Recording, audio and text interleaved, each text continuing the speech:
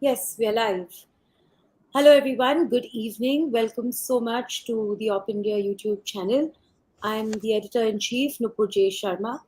Today, we have a very special guest, Miss Madhu Kishwar, or Madhu Didi, as we all know her fondly. She has written a new book, A Girl from Kathua, a sacrificial victim of Ghazwa-e-Hind. And I apologize that the interview is so delayed, but it's an extremely detailed book, and I have gone through it cover to cover.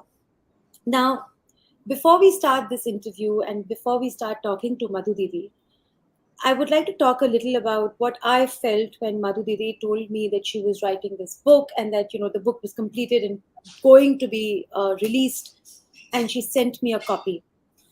Um, I think as somebody who's just a few years old in this profession, my vision was also slightly clouded by the fact that this is a child who was a victim and a child who was found dead. And therefore, while from the beginning, 2018, I was very new in Up India, while we covered the sinister propaganda around this case, where all of these leftists and Islamists were talking about Devi Sthan. They were trying to pin it on the entire Hindu community, so on and so forth. I don't think I was still willing to go into the direction where I would say that there was a sinister plot behind the alleged crime itself. And after reading this book, I have got a rude reality check because the evidence is so overwhelming that there was something extremely sinister afoot in this case. For the purpose of this interview, while I understand and agree with the contents of Madhu Didi's book, I will try and ask questions that anybody like me who came from the mindset that I came from, approaching this book and reading it initially, would want to ask. So, Madhu Didi, thank you so much for agreeing to talk to me. I think you and I are talking after a very long time That on YouTube. Firstly, congratulations. for It's taking out time for this, and more importantly, for actually reading the book cover to cover. Thank you, Madhuti, and thanks to you because this is a extremely voluminous but well researched, easy to read book. So at no point did I feel like I was being weighed down by the language of the book, even though I was weighed down by the facts in the book. So the first allegation or the first question that most centrists, leftists, and Islamists would ask is, don't you think that digging up a case from 2018 where the victim was a young child, she was all but allegedly 8 or 9 years old? I know in your book you have shown that even her age was shrouded in mystery, but nonetheless, she was a young girl, she was a child. The allegations were, of course, extremely heinous. It was of gang rape and murder. Do you think your book essentially supports the quote unquote rapists? And do you think it should be considered speech at any level, not just against the specific family, the specific victim, but also against the Muslim community at large? Now, firstly, Nupur, I would like to put it on record that this fake narrative was unleashed on us using the hashtag justice for the name of the girl. Now, the point is, I am equally, not equally actually, I'm the one who wants justice for her.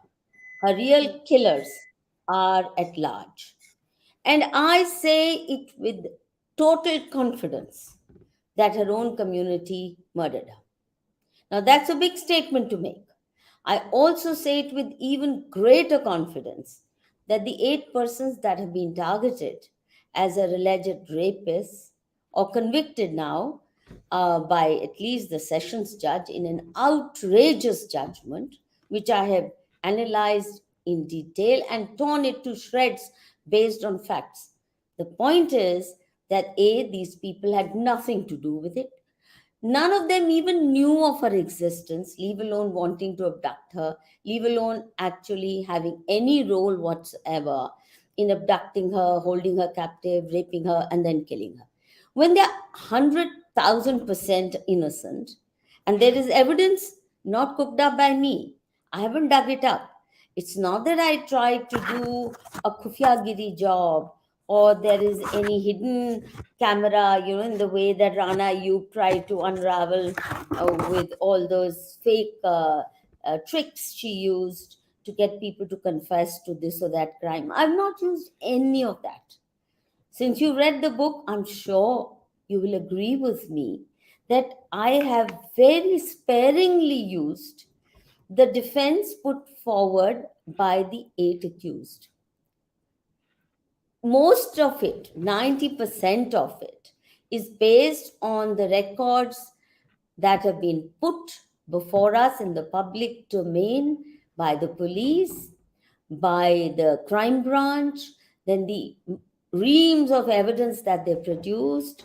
They remember they had garnered, put together 232 witnesses to a crime of this kind, as though it was a rape and murder in a street, a public street or a choraha. None of that. If it was in the forest, a small shrine, if they think they really had 232 witnesses, then how come nobody spoke up that they had to? And then they dropped most of the key witnesses. 114 were dropped without explaining. Many false witnesses were brought in, whose testimony, again, you would have seen some of them have taken to task for telling lies they couldn't even sustain. So, firstly, the charge sheet. It's so outrageous. It is so Madhuri, nonsense. we'll get to the chart sheet and we'll get to the specifics. No, so the But point I'm saying is yeah, this is the yeah. beginning of the real justice for the Girl from Kathua campaign. The earlier campaign, unleashed by Lutyens' cabal, was fake. They never read the charge sheet, they had no concern for the girl. They were serving a very partisan, sinister agenda, a subversive agenda.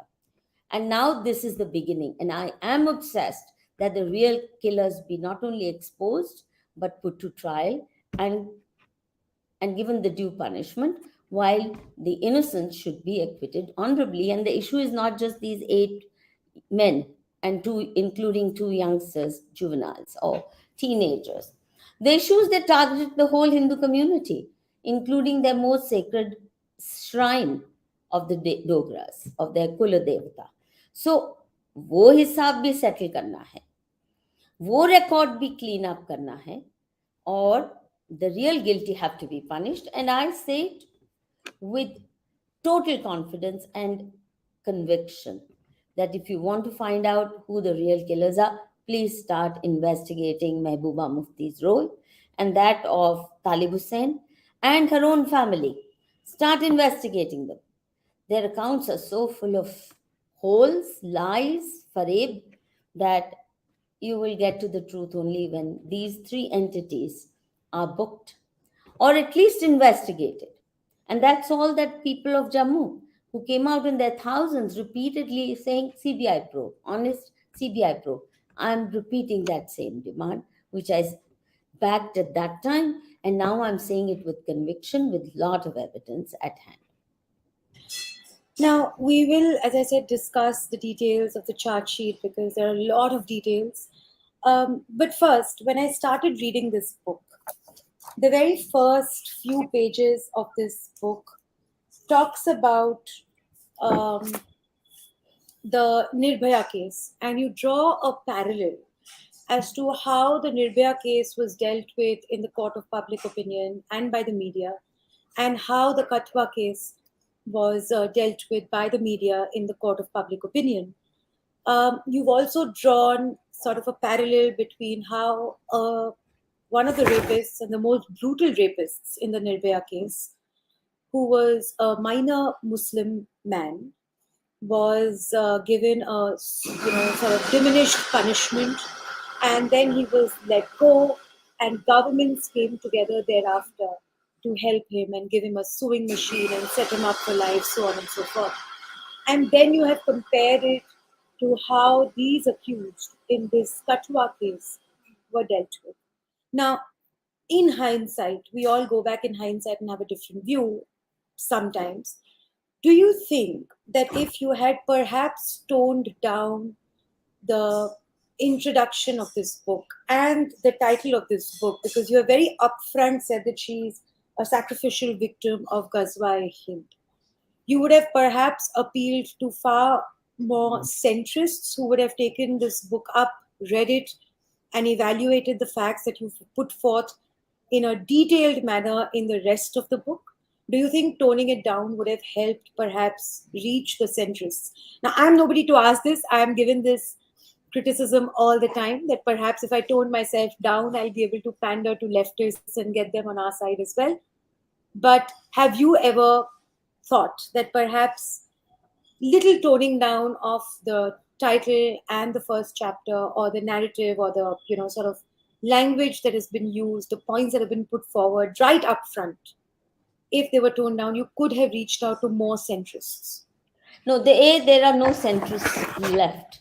I don't know what you mean by centrists. The Um, fence sitters, so to speak.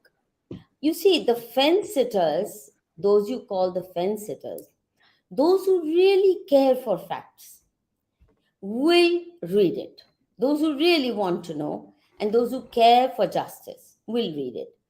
As far as that entire gang is concerned, who participated very willingly in this whole sinister campaign, they're guilty. They're not going to read it. They would want to throttle me. They would want me dead. And obviously, then I am not. And these are all paid up people, these are all paid puppets. Now, the point I would like to emphasize is this: I have spent a very traumatic 4 5 years living with this case, trying to make sense of it, trying to present the evidence in a easy to read, comprehensible manner, even by those who don't know law. You can see that I've not used any legalese and complicated sentences, and I've tried to make it easy. The trauma that I have gone through, and the trauma is, on one hand, on account of these 8 innocents. On the other hand, the trauma is also of the thousands of Hindus who came out pleading with the government for a CBI probe and were humiliated. The trauma is also on behalf of B.S. Lathia, the president of the Bar Association, who at that age, he was in his late 60s, a very respected Congress leader who gave his entire life to Congress. He was the one who gave a call for Jammu Bandh. He was the one who said, please, CBI probe. And he certainly was no Sanghi, no Nikkardhari, no none of that. He's known for a certain integrity. They treated him so badly for merely asking for a CBI probe. They called him pro rapist, they called him all kinds of dirty names. He actually left the Congress party. And he died a very sad man because of the manner in which the Barkha Dutts and the Nidhi Razdans humiliated him. No end. Instead of taking his version, the job of a journalist is to take all versions and actually examine the facts. They did none of that. And I have alleged it that they were taking a spoon fed narrative. They were mouthing words that Mehbooba Mufti and her handlers had put in their mouths, and they were not willing to listen to anybody. The trauma is also that of a man like Chaudhry Lal Singh, who was a forest minister at the time, and he led massive agitations. You know, some of those political protests were attended by 50,000 people who marched in the heat of May, from Kathua all the way to Jammu, from his village in Kathua district all the way to Jammu. They marched in that sweltering heat. simply demanding CBI probe. He was humiliated. He was made to resign his ministry. He was made to leave BJP. He was humiliated no end. So that too. And look at the kind of words they used for these people. And look at the kind of words they used for the Baba Kaliveer Devasthan, the kind of descriptions they gave of the lurid happenings at temple and rape rituals, etc. Those kind of headings. They were so aggressive, they were so nasty in even dealing with and crushing simple demand for a CBI probe. My blood has boiled. I have not slept well in these 5 years, I can tell you.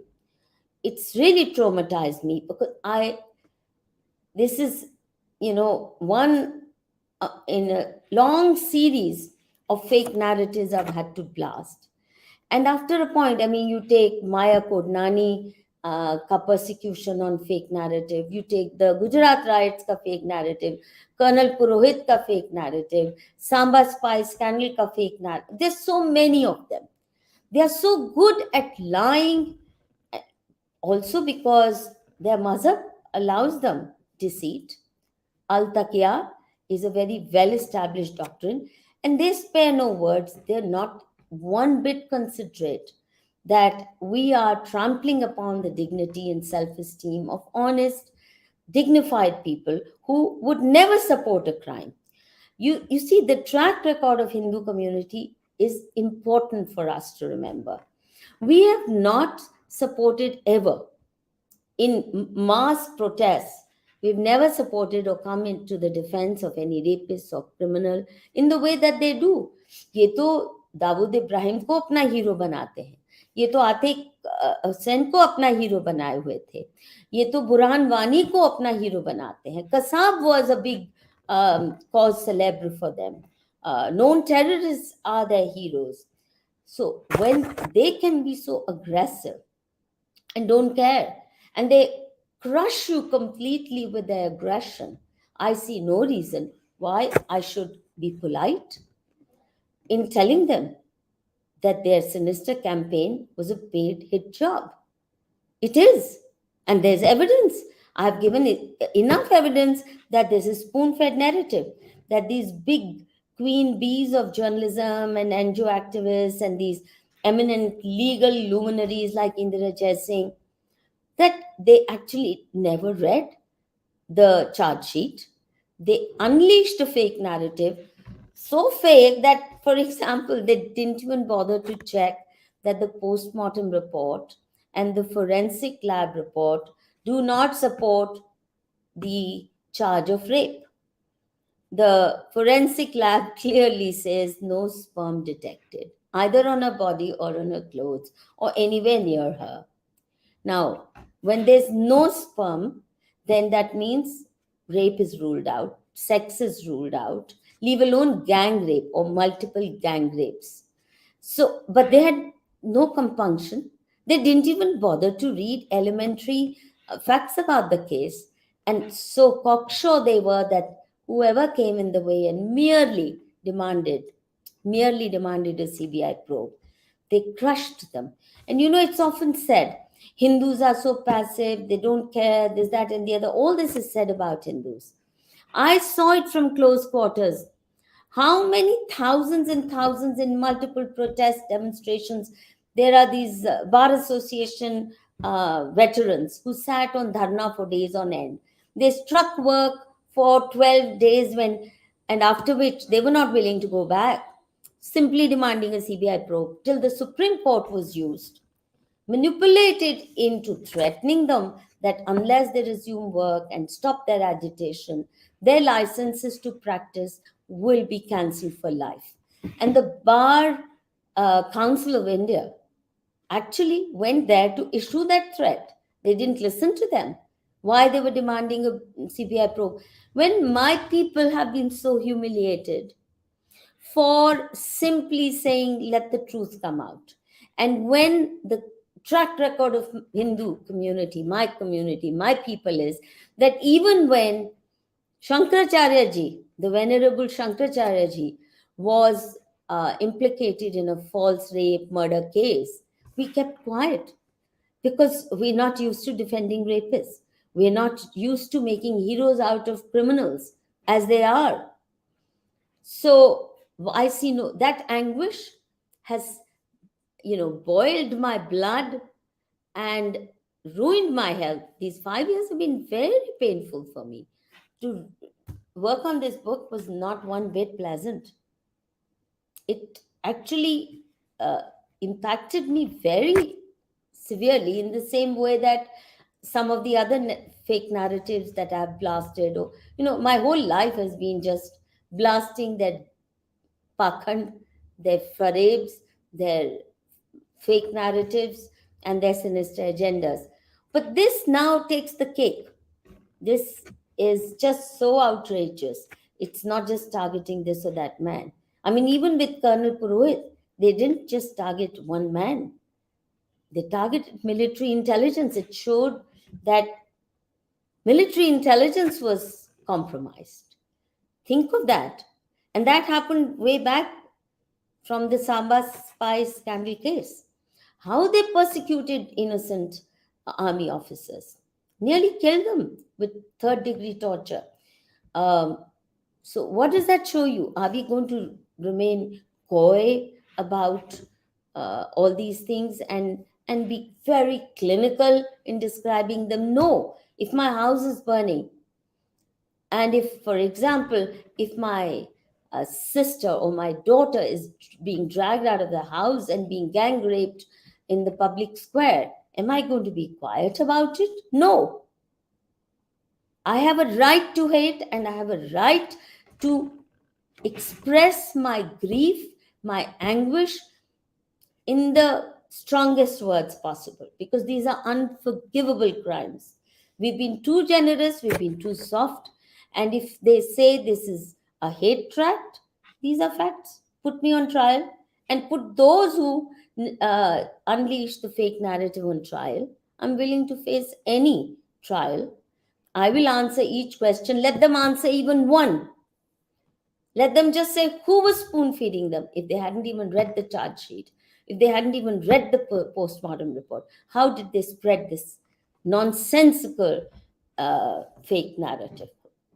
Whose interests were they serving? I can tell you that I have in no way been, any rishtedari with the 8 incarcerated innocent Hindus. It's not as if they belong to any my own community, or I have any rishtedari, or anybody asked me to do it. Actually, nobody asked me to do this book, right? It's not as if I took a research project and the law ministry or any law college said, Madhuji, give us, um, uh, you know, uh, expose this narrative or tell us what happened in this case. Nobody asked me. It's the call of my conscience. In the same way that the Modi Muslims media book was the call of my conscience. In the same way that I investigated the Maya Kodnani fake narrative. Outrageous again. They can't get away with it. And we better not be coy about it. We better not be afraid to hit them hard and hold a mirror which shows how ugly their faces and how ugly their deeds are. These are unforgivable crimes. See, if you harm people who have done you some harm, if you are nasty when somebody has done you some wrong, I can still understand, even if you hit too hard. But these are totally innocent people. In the same way that Hindus sitting in their own country, I mean, here are these invaders who come, we've done them no harm. They come from thousands of miles to just break our temples and to slaughter us unless we accept Islam. Now, this ideology, I have a right to hate because millions have been slaughtered, and our whole civilizational history has been damaged beyond repair. A society has been damaged beyond repair. And think of how much angst your and my ancestors must have uh, must have internalized, how much pain, how much trauma. I personally now feel that that's part of my DNA. Just that I didn't have enough facts because our parents didn't spoon feed us with hatred. They tried to kind of protect us from unpleasant facts. So I grew up very Gandhi infested, goody goody person who believed that, we are same DNA. Now, DNA I didn't know because I never got it checked. But, that we share the same history, we are of the same, Yeah. sons of Mother India, and so we have to live in harmony, peace, all that. So uske liye I stretch myself to the point of lunacy over several decades.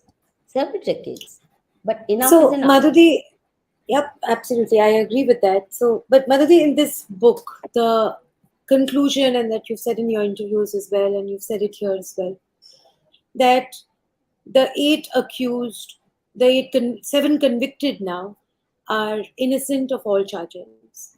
Now, I have been reporting on the Delhi riots, and I know how tricky it gets when you really want to say that the court reached an incorrect conclusion, because you know there is this prevalent sort of direction of questioning. Oh, are you doubting the courts? Oh, do you think the court Yes, is I compromised? say How yes. can you do this? Yes, I'm doing Yes. it. And Yeah. with evidence. With Right. evidence. So, If I Madhudi, had my way, I would get the judge investigated for both incompetence, arrogance, and complete disdain for facts and evidence brought before him. He treated genuine witnesses with disdain and contempt and overruled them as though, he was some sultan issuing farmans in the way that those sultans used to. And fake witnesses were treated with such respect. He not only didn't do his job, he deserves to be investigated. How he gave a judgment as outrageous as this. And as you know, in yeah. section 3 of my book, I have analyzed it para para. I can do a much bigger. I mean, I can write three more volumes on just that judgment. But I had to kind of bring it to manageable size. It's So, truly outrageous. Madhuri, you've of course based these assertions on in-depth perusal of the charge sheet, the evidence, the testimonies presented in court. In fact, you went to Kathua, you interviewed the supposed parents of Fake parents. uh, the Fake parents. child, the brother, the fake brother, allegedly the fake brother of the child. So, can you walk us through in brief the evidence that support your assertion that this girl A was not raped, B, the seven convicted in the case are innocent? Because this is a huge book and people need to read it. But could you just give us a brief overview of the facts of the case that you have relied on? Also, on how the narrative sort of started building up. Because there is the timeline of the narrative itself sort of indicates that there was something amiss in the case, that there was something sinister afoot. So, could you walk us through from beginning to end of what really happened? Okay, first things first. I got involved only after the revised charge sheet was made public on April 10, and all of Jammu rose in revolt. There was Bandh call, there was Jammu Bandh, successful Jammu Bandh. Bar Association went on strike. Now, this is very unusual. Hindus don't do that. We're not used to protecting criminals. So that made me read the charge sheet with some care. But actually, I didn't even need to read it with care. It's so outrageous. Now, let me tell you what the charge sheet says. It's so nonsensical. The first 3 pages of the charge sheet says that this girl came looking to this Rasana hamlet, which just consists of 15 to 16 houses, all in a row, situated in the midst of a forest. And at the back of the Rasana in the backyard. There's all forest land. She came saying, the allegation is that she came looking for her horses. Has anyone seen my horses? I mean, they wouldn't be straying into the village, right? They'd be in the forest. That was also itself a fake story, but never mind.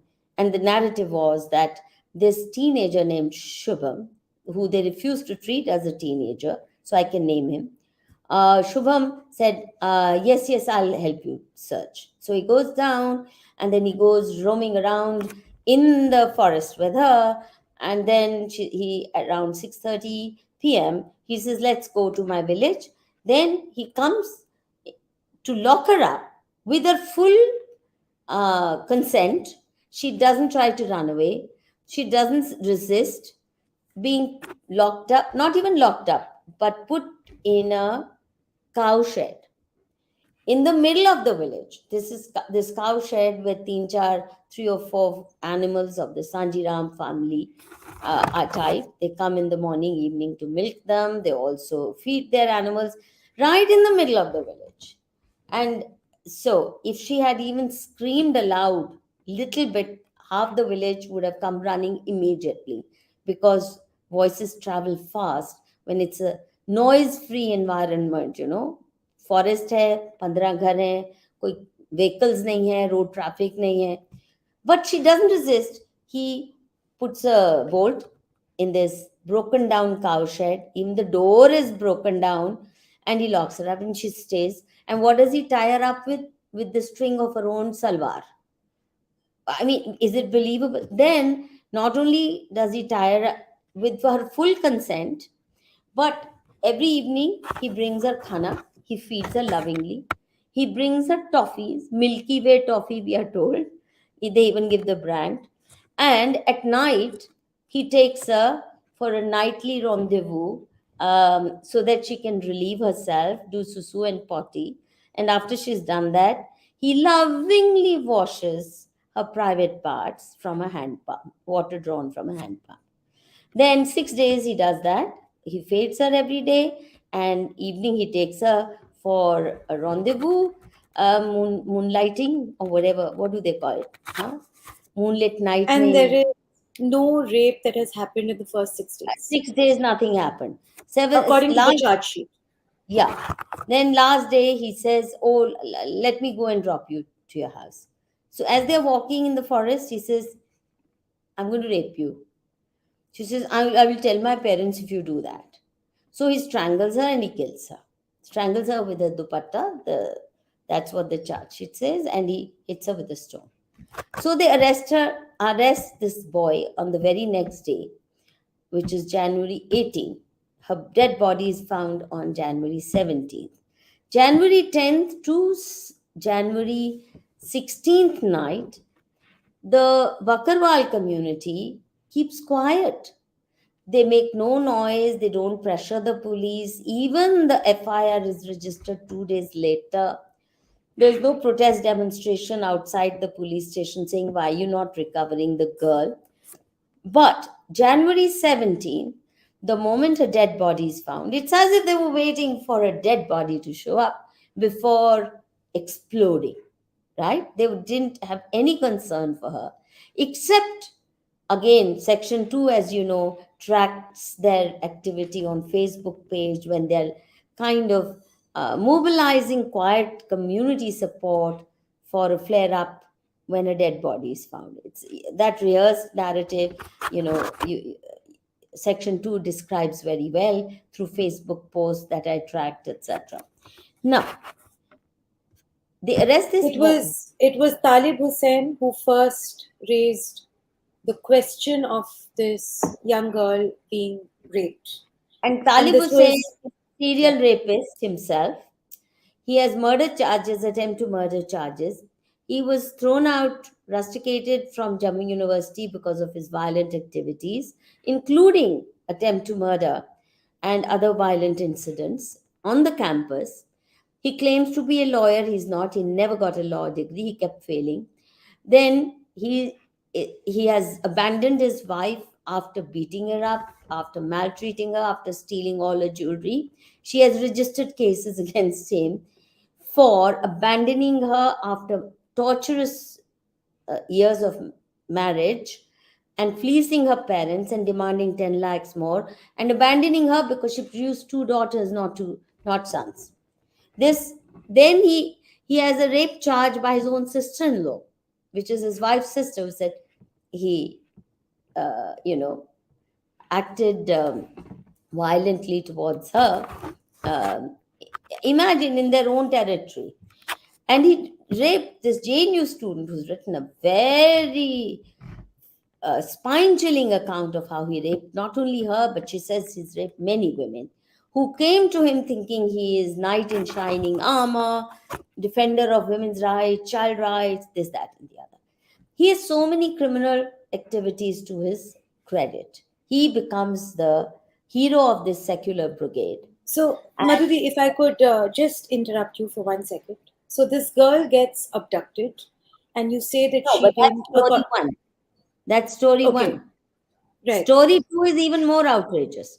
Once they Mm-hmm. arrest this boy Shubham, they torture Mm-hmm. him. The whole point of arresting him was he was the weakest link in the chain, and they torture him in police custody, third degree. And then in the next few weeks, they name seven other accused. Their prime target was his uncle Sanjiram, who had just retired as a patwari, and special police officer Deepak Khajuria. These were, respected community figures, and few others, five others, totally unconnected person, including cops, another special police officer, and two cops are also implicated in the murder. And these cops had been part of the first SIT, special investigating. Then the narrative becomes even more bizarre, which is that again, this time it's not Shubham alone who quote unquote abducts the girl, goes in search, goes with her in response to her call for her horses, and then he calls another friend of his. No evidence. How did he call him? Neither of the two have mobile phones. Did he send a pigeon?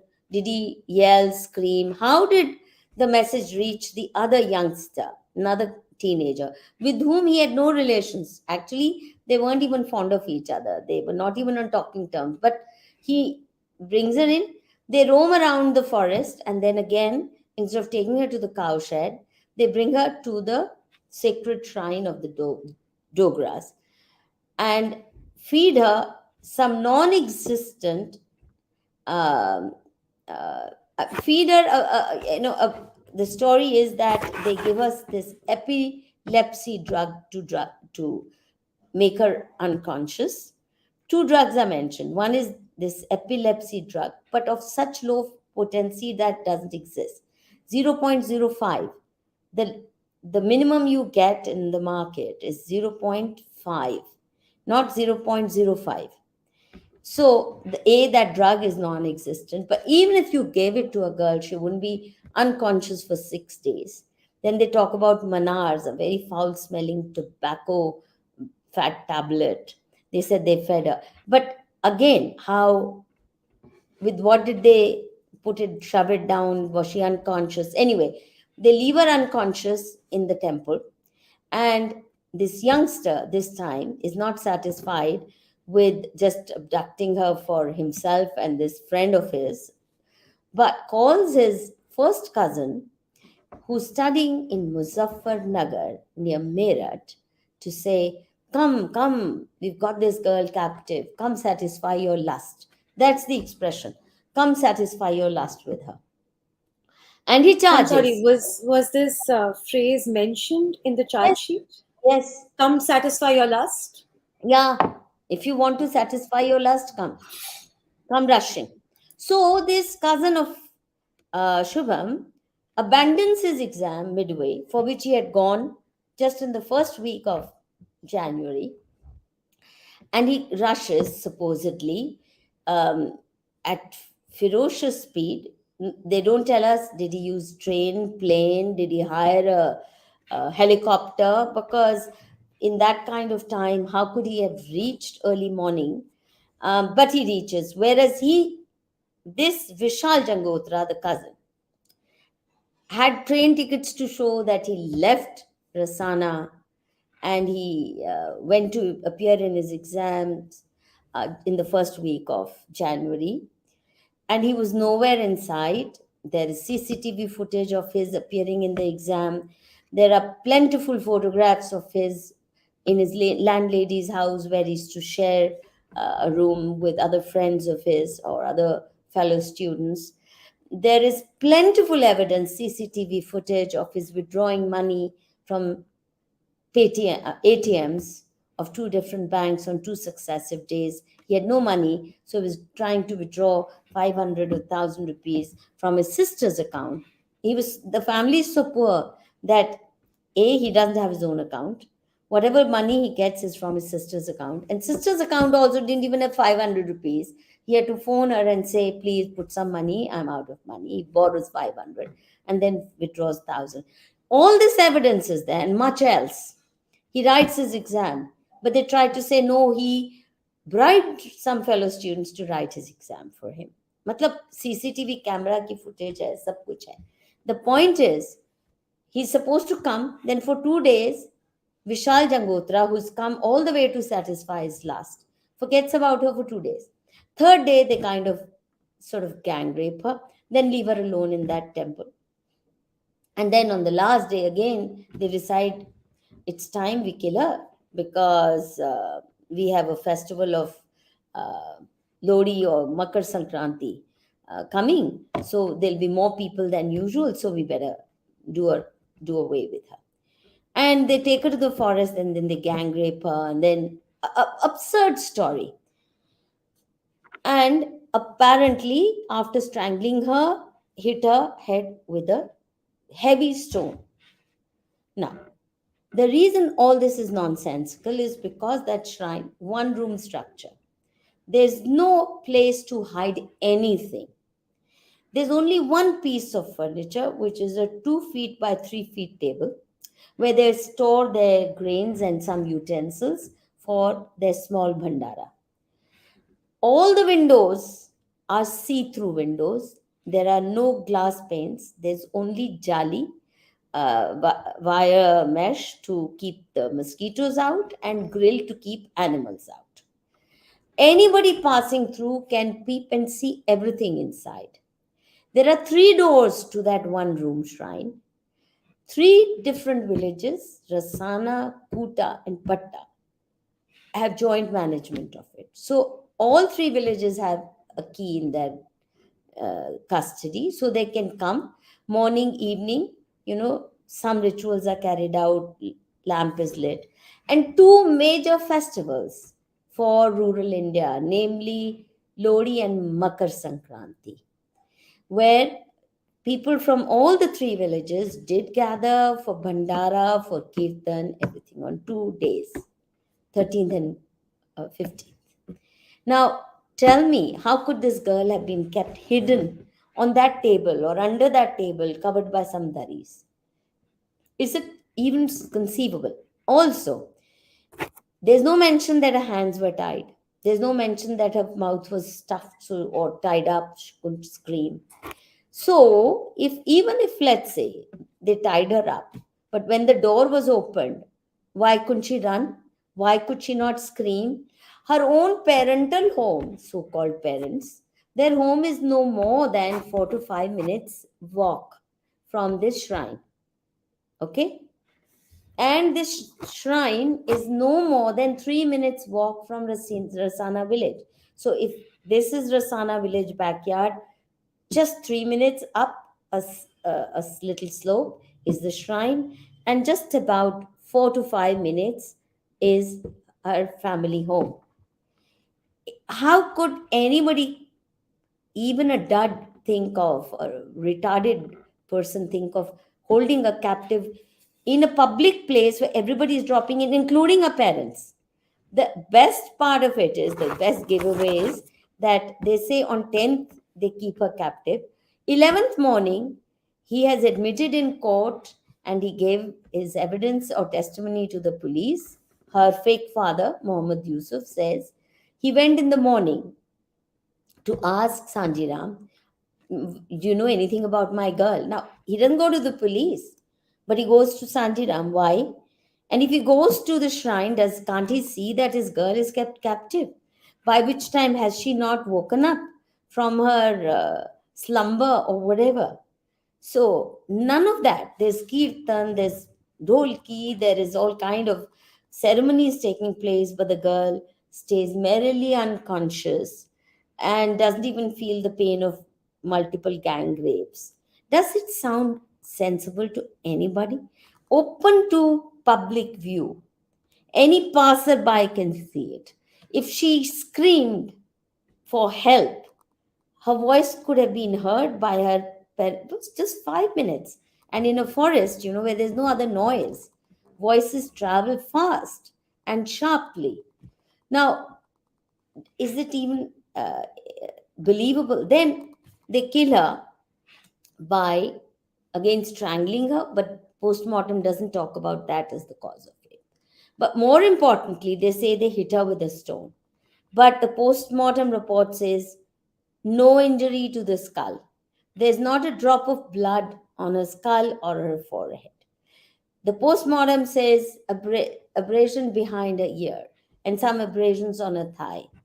The forensic lab says no sperm detected, which means obviously no sign of rape. No injury to internal organs. No injury to internal organs except some small trace of blood in the vagina, which could be menstrual blood. And I have discussed that she was not likely to be 8, but likely to be more likely to be 12-year plus old. So in that case, she could easily be bleeding on account of her menstrual flow. In any case, a small trace of blood is not evidence of gang rape, multiple gang rapes. There should have been some injury to her organs and some sperm, at least, somewhere on her body or on her clothes. None of that. So, how do I then treat this seriously when they say she was gang raped? Then they said she had human bites all over her body. The postmortem report does not mention any human bites. They also said that she'd been electrocuted. The postmortem report does not even hint at electrocution. No doubt she was tortured to death. There's no doubt about that. It was not a natural death.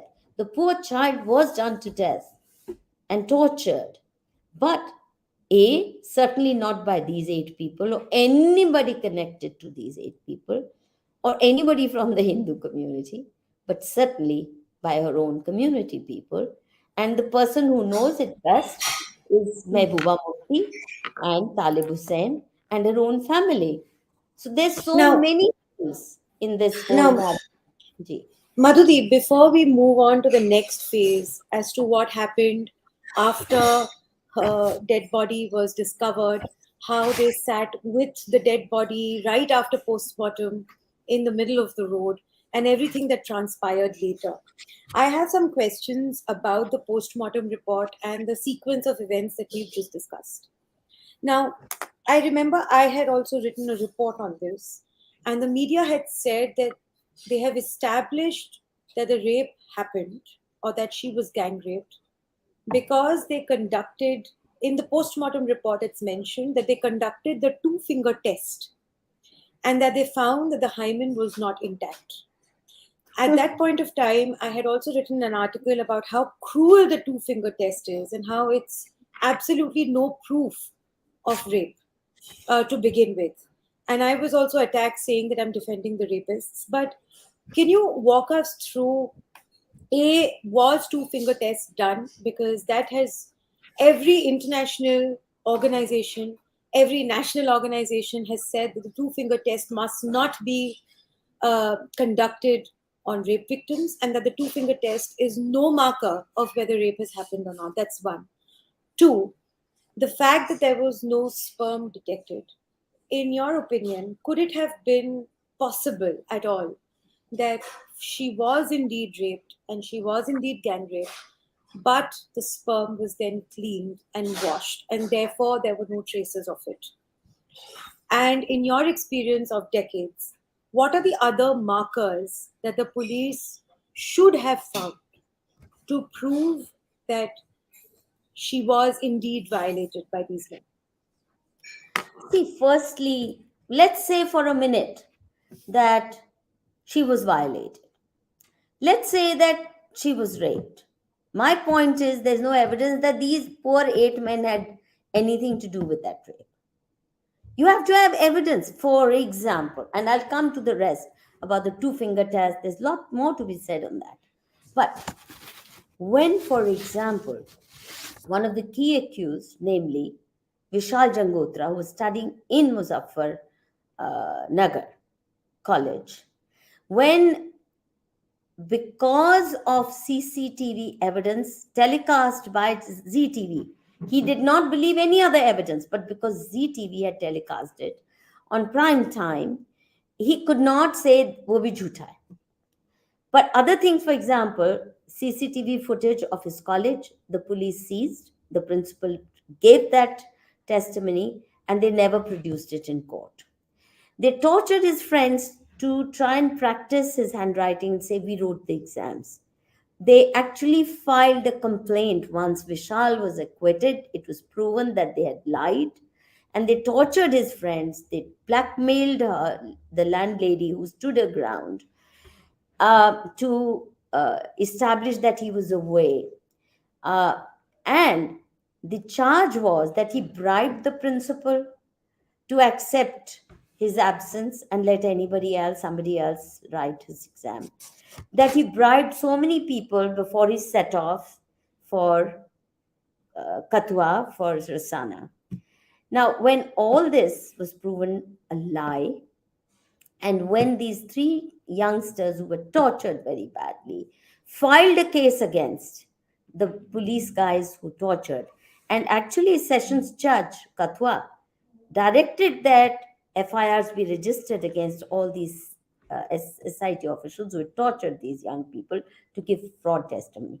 The point is, charge against Sanji Ram was that he paid the police 4 lakh rupees to protect his son. But once the son is acquitted on the ground that he never came anywhere near Asana, actually the whole case falls flat. Any judge with a modicum of integrity would have said, if they can lie so brazenly in one case, not even give me call records which showed that he was far away from in another state of India, and they tried to mislead me into believing that he had come to rape her, then there should have been fresh investigation. Which said, fresh investigation. This is all fraud. Why would Sanjiram be bribing policemen if his son was nowhere in sight, right? So, which means the case actually collapsed when one of the key persons is has to be declared innocent, and that he was not even present. Secondly, the money trail could never be established, and in criminal cases, money trail is very important. Then sequence of events. There are days on which they don't even say what was happening. एक दो दिन का gap है, गायब है सारा narrative. In criminal cases, it's very important that every day what was happening. You can't say मुझे याद नहीं रहा, या I couldn't cook up a story for that day, so I just forgot to, add frills and all those nonsensical uh, events to what was happening. So the point is, the case collapsed the day Vishal had to be acquitted. The case collapsed because they had no evidence except, and that is very important for your viewers to know. In criminal cases, you have to prove beyond reasonable doubt that the crime was actually undertaken by the person who's accused of it. Here, with acquittal of Vishal, money trail not being in evidence, evidence that the police had brought in fake witnesses and removed genuine witnesses. For example, in criminal cases, the last seen witnesses are very important. Those who last saw the person who's supposed to have been killed or murdered or raped. In this case, last seen witness, as per the police record, was one Veena Devi or Rasana village. But because she stood her ground, they didn't agree to the doctored version. They brought in one fake witness called Sakina Bibi, who claimed to be the sister of Muhammad Yusuf, the fake father. And she then cooks up this story that she saw this girl from Kathua roaming in the forest with these two Hindu boys, and said, "Oh, we are looking for horses." Then she saw her going towards the mandir with these two boys. Now, you tell me, if she disappeared and if she was a close relative, why did it take her so long, months on end, to come up with this story? Why on that very night? And Uh, she didn't find anything wrong with the demeanor of the little girl who had allegedly already been drugged prior to being taken to the mandir, no, she had not because been that's drugged. the version of the child. She No, had. she had Okay. not been drugged out in the forest. She was drugged in the, so, allegedly drugged in the temple. He's Okay. still roaming around. Imagine an 8 year or a 12-year-old Muslim girl of a very volatile community roaming around with two Hindu men. यहाँ तो छोटा सा genuine love affair होता है तो सरतन से जुदा हो जाता है. Did she even tell the parents when they allegedly made noise that she had vanished? Why couldn't she say your daughter was running around with two Hindu boys? Why could they not then that very night go and nab these two young boys and say, "Where's our daughter?" If she saw, would she have not done it? If not that night, next day? Nothing. And this man, Muhammad Yusuf, in his FIR does not mention that his sister or fake sister saw the girl in the forest with these two boys. He doesn't mention. He doesn't mention anything of enmity. He says, "We don't know, she's just vanished." The point is, even the lookout notice for her was published a day after her body was found. So no noise is made. Now, the point that I'm trying to make is everything collapses, every fact, including the testimony of the dog squad chief, Girdhari Lal. You know very well, and I haven't yet talked about it, so I'm talking about this particular fact for the first time. They said they went after Shubham because the dog brought by the squad went to the house of Patwari Sanjiram. But did he say, "Oh, Shubham is the," no? But they claim that he went to the house of the Sanjiram Patwari, and because this guy had failed in exams and he wasn't a good student, so they thought he's likely to be the. I mean, there's no other evidence, so they nabbed him. Now, the dog squad man, Girdhari Lalji, gives a very honest to God testimony. Number one, he makes it very clear that he was not brought in that very morning, which is 17th. He was brought in that evening past 5:30 p.m. or 6, and he had to take a long route because the Bakarwals were holding on the national highway that big muzaira with a dead body kept in the highway, making all kinds of So, how many wild. hours had passed since the discovery of the dead body and the dog squad reaching there? Discovery of the dead body is early morning. Okay, Early morning. The police comes around 9, 10, whatever, and then they take her for postmortem. They do not bring the dog squad while the body is still lying there. They say that's what you do. If you're correct, serious, the dog squad should have been brought right then. Nobody right should have then. tampered uh, with the Area scene of of the crime. crime. Okay, so they don't. Then when I interviewed this fake father, Muhammad Yusuf, he told me, I told him, did the police pack the body properly? Did they handle it properly? Did they put it in a body bag? No. He says he lifted the body and carried it in the police jeep in his lap, covered by a shawl they brought from their home. That is his statement to me on video. I've quoted it in the book. Is this how you handle a dead body if you want forensic test or a brought in, trained dog brought in to catch the smells? No. So they let this dog guy says, when I came, they said, go and now try to find it. This is where, when I went there, I said, he went with some cops. He said, but there's no trace of any blood here. You've removed the body. What scent will my dog catch? There, so many people have come trampled over. You've held the body in your own arms. You've taken her for postmortem. So many people have handled her. So what scent will my dog take? They say, no, no, no, no. You try, you try. Anyway, he didn't notice a drop of blood on the spot where she's supposed to have been hit by a stone. Nothing. And then not even that stone with which they hit her. I'm sorry, Okay. this is a matter of record that there was no blood found after she Yes. was bludgeoned with a Yes. large stone. Yeah. Yes. So there He was said no blood at the crime scene. Okay. no, and they themselves don't claim that they found any trace of blood on the mud or on the leaves around or anywhere. They don't claim that they found. In fact, that Shwetambari, that very corrupt police woman, DCP, she went around a month later collecting shit samples from behind Risana village. Shit samples. Whose shit was she collecting for this shitty case? So there was no blood. So the dog With all squad, the shit, with all the shit samples that she collected, was there any tests done and any fecal no, matter matching the victim no, no, found? no. Nothing. And if she stayed in the so-called temple for 6 days, see, while she was supposed to be in the cowshed, she went potty and susu rendezvous mission every evening, apparently.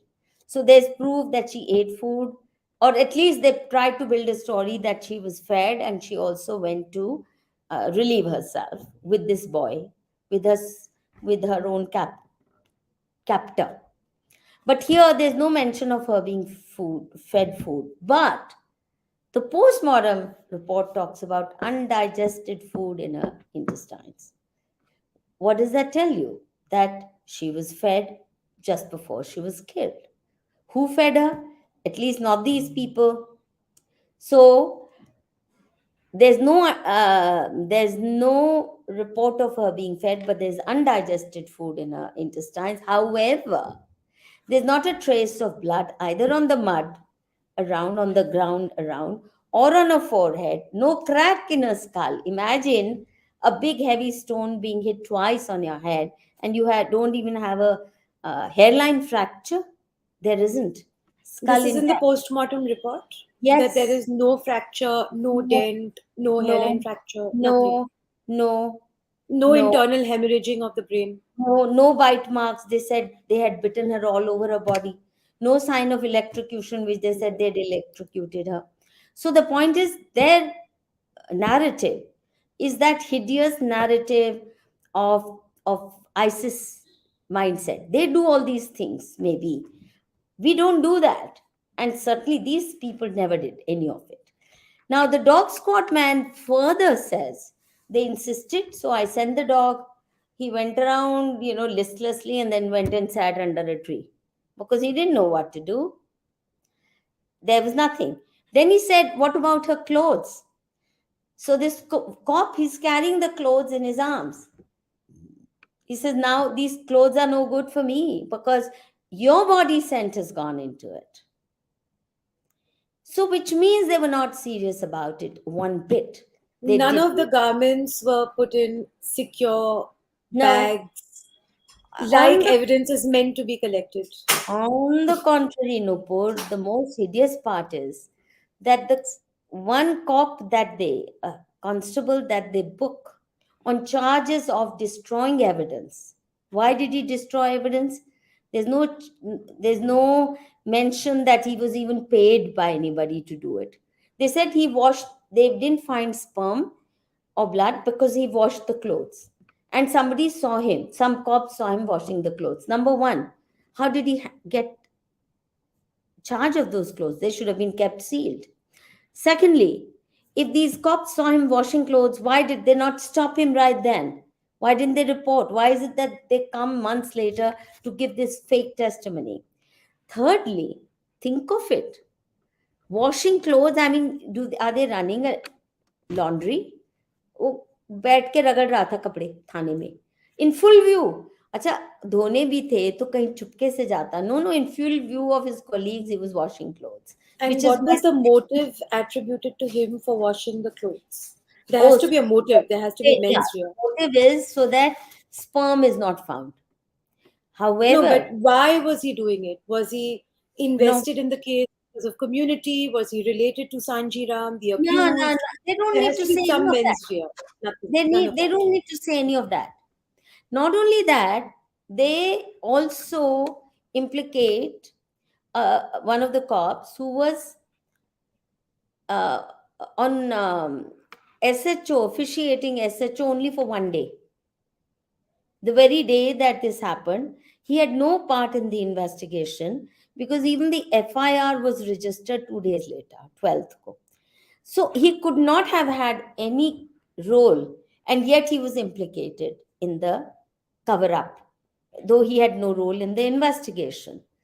Another cop, uska to, they don't even give an explanation why they've roped in one Surinder Singh or something. Now, the point is that these charges are so ridiculous beyond belief. And as I told you, the dog squad man says it so clearly. It's part of the court record. He testified in court that they didn't want a proper uh, dog squad hunt. And yet, the first person to be arrested was on the ground that the dog went and smelled this crime in the backyard of Sandina. But the dog never went there. He was brought in too late to smell anything. Think of it. So, I mean, the judge doesn't care about. No, oh, the one of the most ridiculous things that this Shvetambari, the cop DCP, does. 1 month after this entire murder has, um, you know, become a big cause celebre, she goes hunting for evidence in that shrine. 1 month after, mind you. And in 1 month after, she claims to have found few strands of hair of this girl. She's already been buried. They didn't look for evidence earlier. The shrine was never locked, though that cowshed was sort of sealed in a farcical manner. But this place was never sealed. They never looked for forensic evidence. 1 month later, while she's collecting shit samples from behind the village, she also goes and claims that she found 5 strands of hair. Then there's mention that 1 strand of hair was there, sealed and sent. But by the time the sample, that bottle, so called sealed bottle, reaches the court, that strand of hair has vanished. But the judge says because the police found 1 strand of hair in the so called temple, he doesn't believe it's a temple, he doesn't believe it's a sacred shrine. Therefore, it means that she must have been there. Is it realistic that mandir is swept morning and evening, cleaned, kept spotlessly clean? I went there, for example, when the whole village was in a state of shock because of these arrests. And yet it was spotlessly clean. Was there any forensic evidence to prove that that one strand of hair actually belonged to the victim, or this was just an No, assumption DNA by was the never court? done. That DNA strand of was hair never done. vanished anyway, so it could have been a cat's or a dog's, who knows? But they made a pretense of digging up her body and trying to get strand of hair. It never, so no DNA test, no DNA test of that strand of hair. It vanished anyway. Because had it been there, they would have had to call for a DNA test, but that they couldn't afford to. Therefore, they said it vanished, and it didn't bother the judge one bit. How could it vanish? from a sealed container. Acha, one strand of hair 1 month after, when that shrine has been, you know, cleaned and mopped countless times during that period, because there are two festivals. It's cleaned daily, it's mopped daily, it's kept spotlessly clean. It's not a very rich shrine, it's very modest, it's very garib kind of, shrine. There's no fancy furniture, there are no carpets, there's nothing behind which this strand of hair could have hidden for so long. But that's how they went about proving that she was kept in the shrine. They said she was kept covered under the daris, but they Hmm. never took hold of the daris to see if there was any The scent Dari there. was never collected by the police, by the No, forensic team. no, There was no testing done on it. never, never. In any case, the dari in that, I have photographs of it, which I have Yeah. published in the book also. It's a huge carpet-sized dari. It's not a Hmm. small, tiny one. So, if she's kept on atop 2 feet by 3 feet wide table, then that dari would be odd being kept there. Which dari? They don't even say which daris. No, they don't say one dari, daris. So which were these Okay. daris? They were never seized. They were never found. They were never tested. Now the point is, okay, so there was no semen on the clothes. Understandable, because somebody washed them. Fake story, but all right, somebody washed. How about on her body? Her body was taken straight from the site from which it was discovered to the postmortem uh, place. Nobody washed her. So, if right after the discovery of her body, they found no semen in her vagina or anywhere near on her body, then how would they have found semen on her clothes? सबसे पहले तो body में जाता है ना, So vagina में जाता is there no chance that she was actually washed? Because in one of the narratives you said that she was taken to the forest, she was again gang raped, and then she was murdered, according to the charge sheet. Am I है. right? Yeah, yeah, So that means the murder occurred right after the alleged gang rape, according yeah, to the charge sheet. yeah. So, is there any possibility or is there any explanation in the charge sheet or the judgment No, no, none. about how maybe she was washed after the gang No, rape or after the murder, the no, no, site was cleaned nothing, up, any of that? Nothing. Okay. nothing, nothing. The whole description of how they gang raped her and how they then try to dispose of her body, it is so hilarious. It would make for a good comedy, comedy of errors. That whole narrative is so ridiculous, but doesn't make for any serious crime story. Even a mentally retarded person wouldn't cook up such an absurd story. So, Madhuri, going back to the postmortem report, I really wanted to address this question of the two finger test and हाँ whether मुझे did they really just rely on the two finger test to assert that this girl was violated, or was there any other evidence that they provide? see first is the postmortem says she wasn't. There was no sperm. Also, no supportive evidence. Let's say sperm was washed, but what about internal injuries? They can't be washed away, huh? Gang rape of a small girl will have some internal injury of some kind, at least. Nothing. All normal. All right. Now you come to whether, so washing story is ruled out. The point is this two finger test. Let's say she wasn't a virgin, hymen was not intact. I'm willing to believe that. There are many reasons why a hymen of a little girl can be broken. Horse riding is well known to break hymens. I'm not saying it, it's medically been established, right? Those kind of very vigorous exercise, especially in a little girl. Secondly, let's say we rule that out also. Incestuous relations within families are not uncommon. In fact, daughters and fathers raping daughters, brothers raping sisters, especially since she's not even real sister. And in certain communities of the kind we're talking about, these incestuous relations are very common. They even marry first cousins.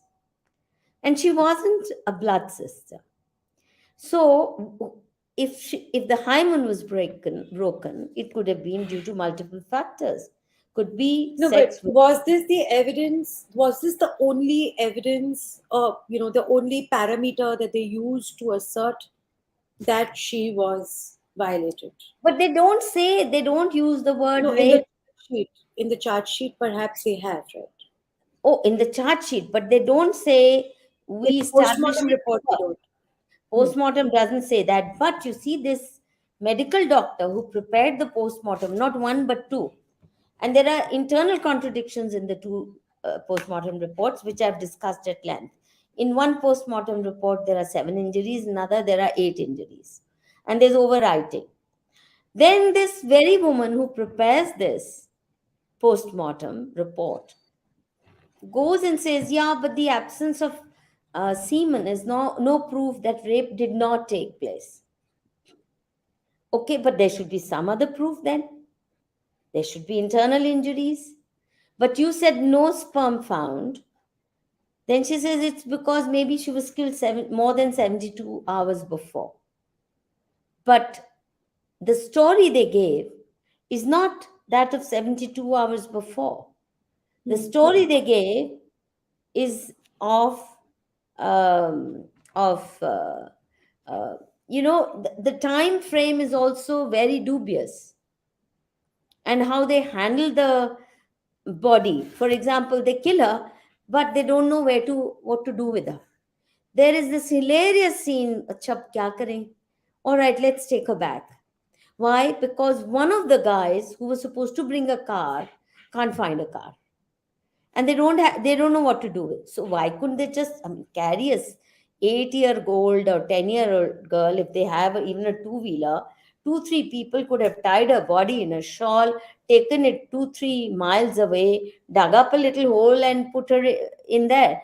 Nobody throws a dead body in their own backyard. It's But it like is saying possible they were just not that bright, because that becomes a little circumstantial and speculative in nature as far as evidence is concerned, don't you think? they were not that bright. Maybe. I mean, To do that could what? be said. There To are actually cops dispose her involved. body elsewhere. There are Right, if you have cops, 3 4 right. cops involved, and they are not that bright as to know that if we have raped a girl, a Deepak Khajuria, special police officer, and people who've taken bribes, if they don't know that the dead body should not be thrown right in your backyard, then I mean they can't be bright enough Hmm. to abduct her, kill her, or even have such uh, strong libido. Such unbright people won't even know what to do with a girl who's lying unconscious.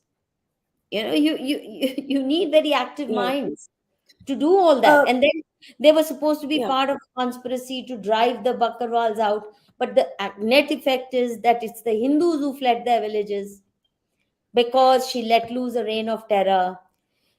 Hundreds of young men were arrested from neighboring villages, out of which 232 were listed as witnesses. And then 114 of them dropped unceremoniously without any explanation. She let loose such a reign of terror that not only Rasana village residents, which is a small hamlet, but even from neighboring villages where she arrested arbitrarily dozens and dozens, scores of young men without any cause, and then tortured. Some of them had to agree to false witnesses. People fled their villages, and in the cold months of Hmm. January, February, March, it's Jammu is cold. They actually staged dharnas on the national highway under a large banyan tree and took shelter in a temple nearby and would go to sleep in a school building nearby. And Mehbooba Mufti, her reign of terror was such that she imposed Section 144 to even prevent those gatherings. When they were sleeping, the women were sleeping in a room one of the nights. I've quoted all those instances. Yeah. The police came, they broke open the doors, they wanted to drive them out. What were they doing? Simply taking shelter because they felt unsafe. Their families had sent away their young men because they didn't know who would be arrested next, with or without any reason. And that's how they propped up some fake witnesses, many of who then later told in court, said in court, that this is how they were tortured. This is how they were forced and blackmailed. And the judge wouldn't listen. For example, this one man who says how they tried to blackmail him and said, if you don't sign the statement we're asking you to, we will implicate you also in the rape and murder. And since people were being implicated in that manner, he was terrified. And he talked about how they slapped him hard, an elderly man. And the judge says, did you go for medical test? He says, no. Did you complain to the higher ups? I mean, here the entire police establishment, headed by Chief Minister, Home Minister, Home Minister, Mehbooba Mufti, is hounding them. Who will they go to complain? Who? To United Nations? And medical exam of tight slabs? Tell me. He didn't say that they broke my arm. He only said they slapped me hard. And he said, if you didn't go for medical test, that means you can't be telling the truth. Who would he go and complain to? Tell me in that situation. And when there are multiple allegations of coercion, physical Yeah. torture, when there are multiple such witnesses who say that, then the court ought to take it seriously for sure. But apart from this, there's one thing that you said in the middle of your interview right now that really struck me. So you said that this supposedly fake father of this little girl, in the period when she was missing, went to Sanji Ram directly and asked him if he knew anything about his daughter. Now, this is in the charge sheet. Yes. Now, is it in the charge sheet why No. he went to Sanji Ram? Is there any connection? Is there any reason to believe, doubt, etc.? Yeah. See, again, this is kind of creating alibis, okay? That they were worried about her. Now they say there is contradictions there also. For example, in a video recorded interview to me, he gives one version. My wife went. In another version to the police, he says, we both went. In another version, he says, all of us went, meaning my son also went. Even the timing is suspect. In one version, he says he was sitting outside the temple. Now tell me, 6:37 a.m. in the freezing winter, January, where they don't do any prayers outside. All the rituals are conducted inside. Why would he be sitting outside when all the rituals, morning prayer rituals, are conducted in the shrine, where Baba Kalivir, Sankals, and all those prayer things are kept? Now, and he says the excuse he gives is that since Sanjiram reads Tevas, which is to say, he's alleging that he practices Jyotish, he knows Jyotish Vidya. Firstly, Muslims don't believe in Jyotish Vidya. Secondly, later on, he says we had this fight going on. Sanjiram wanted to drive us out. He doesn't say that in the FIR. He doesn't say that in the early versions of his interviews, including to me. My interview with him took place, I think, on 1st of May or thereabouts, maybe 2nd of May. I chased him up the hills, above Patni Top, where they'd gone grazing with their animals. And there he told me that, and his wife also, that they went because he reads Tevas. But Sanjiram doesn't do that. He is like a ritual performer for Baba Kali Veer, which are very specific, unique rituals, very different from what you would see in a Shiv Mandir, the kind of puja rituals you have. And he doesn't do any of that. If this family was hostile to your presence, why is it the first place you go to say, how's my daughter? Is she well? And he says, Sanjiram says, oh, don't worry. He looked at the birth date or whatever, God knows what he consulted. But because that's not his job, he never used to uh, do astrology or this Jyotisha Vidya. He says that Sanji Ram told them, don't worry, she's gone to some friends or some relative's house. So she's all right there. And so they believe it and they come back.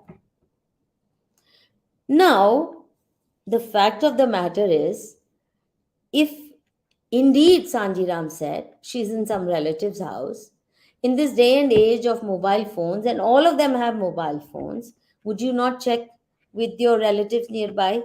Would any of your relatives whose house she went to not phone and say, oh, she's come here? And would you not do that search first? No. They then sit back thinking, ha, Sanji Ram ne kaha. And it's on the 12th that the FIR is registered. The lookout notice, which should have come immediately, because girls don't disappear routinely in Jammu. It's see, Hindu majority districts of Jammu province are crime free. You don't hear of crimes in Hindu villages. Certainly not this kind of crime. And yet, the lookout notice in newspapers is published the day after her body is found. No local TV channel is informed. No local newspaper is informed. No pressure put on the police to find the girl. All is quiet except in Facebook posts within a close circle of friends which we tracked, which we cracked. Her which was brother's Talib Hussein Talib Hussein and her brother, the and her brother. Okay. self The girl's brother, the yeah, victim's brother. I think fake brother. Okay. But they were doing odd things. His brother is posing on his Facebook page with police uniform, and people say, "Oh, how handsome!" I mean, a boy whose Mhm. sister is vanished is not indulging in such vanities, right? But you said another interesting fact in your book. You say that this image, this haunting image of this little girl that went globally viral, Oh, was the only picture that was taken by her brother, except save for one other picture, which he did not want to share with you. Um, so after that, we can maybe move on to the propaganda that emerged. But can you tell us about how this links to everything and what you made out of it? yeah. That was a big giveaway because I asked them specifically about this picture because this haunting, innocent face had by then been made globally viral. Now, as you well know, it is illegal as per law to identify the victim of rape, even after her death, by name or by giving away identity in any manner, leave alone a photograph, actual photograph. It's never been done before. Nirbhaya's face is not known till date. Nirbhaya's real face is not known till date. And it was a famous case too, which provoked a lot of national fury, but nobody knows her name. In this case, her name and her face are flaunted widely and wildly by none other than celebrity journalists like Barkha Dutt, Nidhi Razdan, Rajdeep Sardesai, Sagrika Ghosh, the entire Jing Bang lot, Rahul Pandita. They make it a point, and Mehbooba Mufti herself names her and uses, and BBC correspondent, New York Times. This is against law in even their countries, and they have never done it. Wikipedia has named her. Wikipedia has published a photograph. And on one particular day, recently, on April 23rd, I did search, Google search. You know, I got in one less than a minute, how many seconds?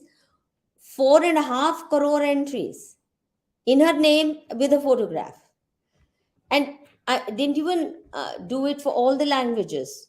So in France, in Germany, in Marathi, in Telugu, you will have many more. Now, tell me another case where you will get crores of entries with the name and face of the person. So I was intrigued about that, and I asked the family, I said, "Do you have any other picture of the girl?" They said, "No, we don't take pictures." The mother very categorically said, mother and another woman sitting next to her, up in the mountains, very categorically said, हमारे यहाँ अच्छा नहीं समझते, लड़की की photo नहीं लेते. So, luckily, I met the mother separately, the son separately, because they were doing different things in different parts of the mountain. So, I tracked each one, the father separately. When I was interviewing this self confessed brother, I asked him, it looked like a very professional photograph. How come? He says, मैंने ली थी. I asked him who took it. मैंने ली थी. मुझे किसी ने नया camera दिया था. So, firstly, he gets a new camera, which can take very professional photograph. Secondly, when did he take it? A day and a half before she allegedly disappeared or made to vanish, which is January 8th evening. And why did he take it? Essay, there's no explanation why that was the only photograph ever taken. So I said, एक ही लिया photo? He says, नहीं, दो लिया था. And he showed me. He's not such a seasoned liar, you see, because it's the first time he's facing somebody who's asking him questions. And I don't think he had been well rehearsed by anybody. Just broad outlines he knew about the lies they have to tell. But in every detail, he kept floundering. So he says, nahi, do li thi. The second photograph was outside in the angan, in the courtyard, where they have an open to sky chula. And on that fire, she was cooking giant chapatis, those big theplas. So I saw that photograph on his phone. I said, why don't you give it to me? So he said, okay, I will. First he agreed and he said, I'll send it to you. Then suddenly I think he probably remembered he'd been told not this photograph, because that would establish a role as a drudge, a domestic drudge. 8-year-old girl, you say, and open chula, firewood chula, she's cooking giant chapatis, which clearly means, which shows that she was used as a household drudge. She wasn't really a valued daughter. That photograph he refused to send, though he said he would, and that photograph never surfaced. The other curious thing is, 8th January is the one and only photograph he takes. 10th January morning, she vanishes. And in the same clothes. So obviously she didn't have any clothes. I asked the mother, was she wearing the same clothes on that day? Yes, she was wearing the same clothes. So we don't know if she had many clothes, because mind you, January, May, she's not wearing any warm clothing. No warm clothing, no sweater, just this light dress. And the family were very well covered. Even when I met them in first week of May, the mother had a shawl around her. She had thick clothes. It's not, and the sons too were very well protected. So this little girl is in that light fabric dress, purple dress, and that's perhaps the only or maybe one of the two clothes she had, and she vanishes without any warm clothing. Now and even a shoes very flimsy that she was supposedly wearing. The two sons go to school. The elder one is in class 12, I think. Big Hulk, 18-year-old, big handsome Hulk. And this so called 8-year-old girl is sent for grazing horses.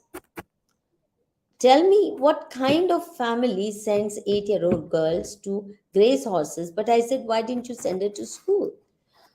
Oh, school bahut dur hai. But couldn't she go with her brothers? They go to school. No, government doesn't do anything for us. I said, but government, after all, has created schools. Your sons are in school. They had no answer why the girl was not sent to school. She was kept only for household drudgery, and the sons are sent to proper school. Then when did they adopt her? There are a lot of discrepancies about the date. And that's why I came to the conclusion from ration card में एक date है, कहीं और कुछ mention कर रहे हैं, when did they adopt her? Contradictions galore. There's no consistency, even about their own ages. And the Sometimes biological parents never never showed showed up up. throughout Two the case. fake fathers, two more fake fathers showed up. But if, I'm sorry, there were three fake fathers? yeah, Okay. and with one, they opened a joint account because at some point he had to admit he was not the real father. So, who's the real father? So, one man is brought in, and then another man also comes in. But the mother, so called, never shows up, even though she's supposed to be the sister, real sister of Muhammad Yusuf. How But come the there real. was a sister that appeared to give a testimony that she saw the little girl being taken to the But that's temple. another woman, another Oh, that's fake another sister. sister. Okay. उसकी नहीं है daughter. He says my Okay. sister lives in जिसकी बेटी थी somewhere Hmm. Samba district. So why did she never show up? Why is she not even brought into court? What did they take DNA test of a so-called real father? Try to track a real mother? No. But to establish rape, you know what? What's the test? Potency test. All the young men, all the old and young men are forced to take potency test, as though that in itself is proof of rape. By that logic, every potent man is a potential or real rapist. So anywhere a rape takes place, let's say in sector 11 of Gurgaon, all those men found to pass the potency test could be rapists, right?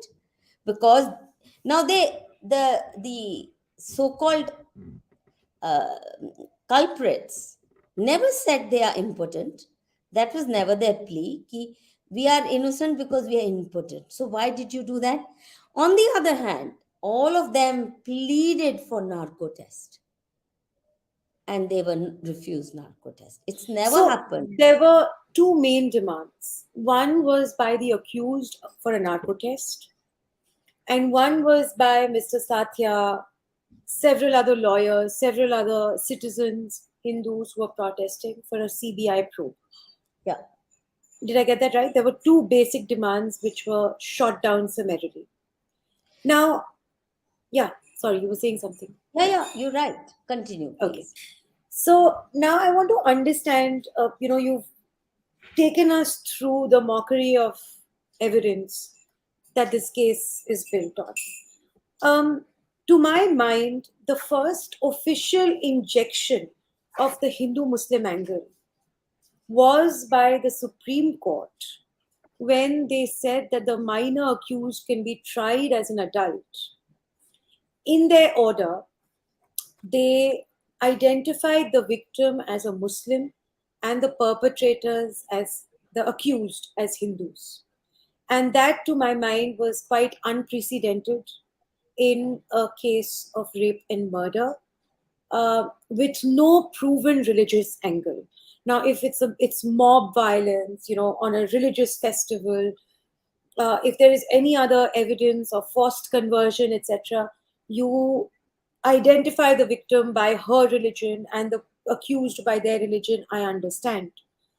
In this case, apart from the media narrative and apart from the narrative of these so-called activists and the Talib Hussains and the journalists, etc., there was no real evidence, hard evidence to suggest there was a religious angle.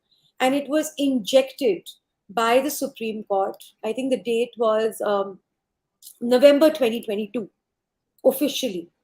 And so I believe that the Supreme Court verdict sort of ratified the entire conspiracy that was unfolding in Kathua. So, what do you Supreme think about Court, that angle? Yeah. Supreme Court went out of its way to lend legitimacy to the fake narrative in the following ways. Number one, it's not correct that there was no religious angle. There was religious angle from the side of Mehbooba Mufti and her flunkies and her paid sepoys from day one. They went out of their way to implicate the temple and defame Dogra Hindus.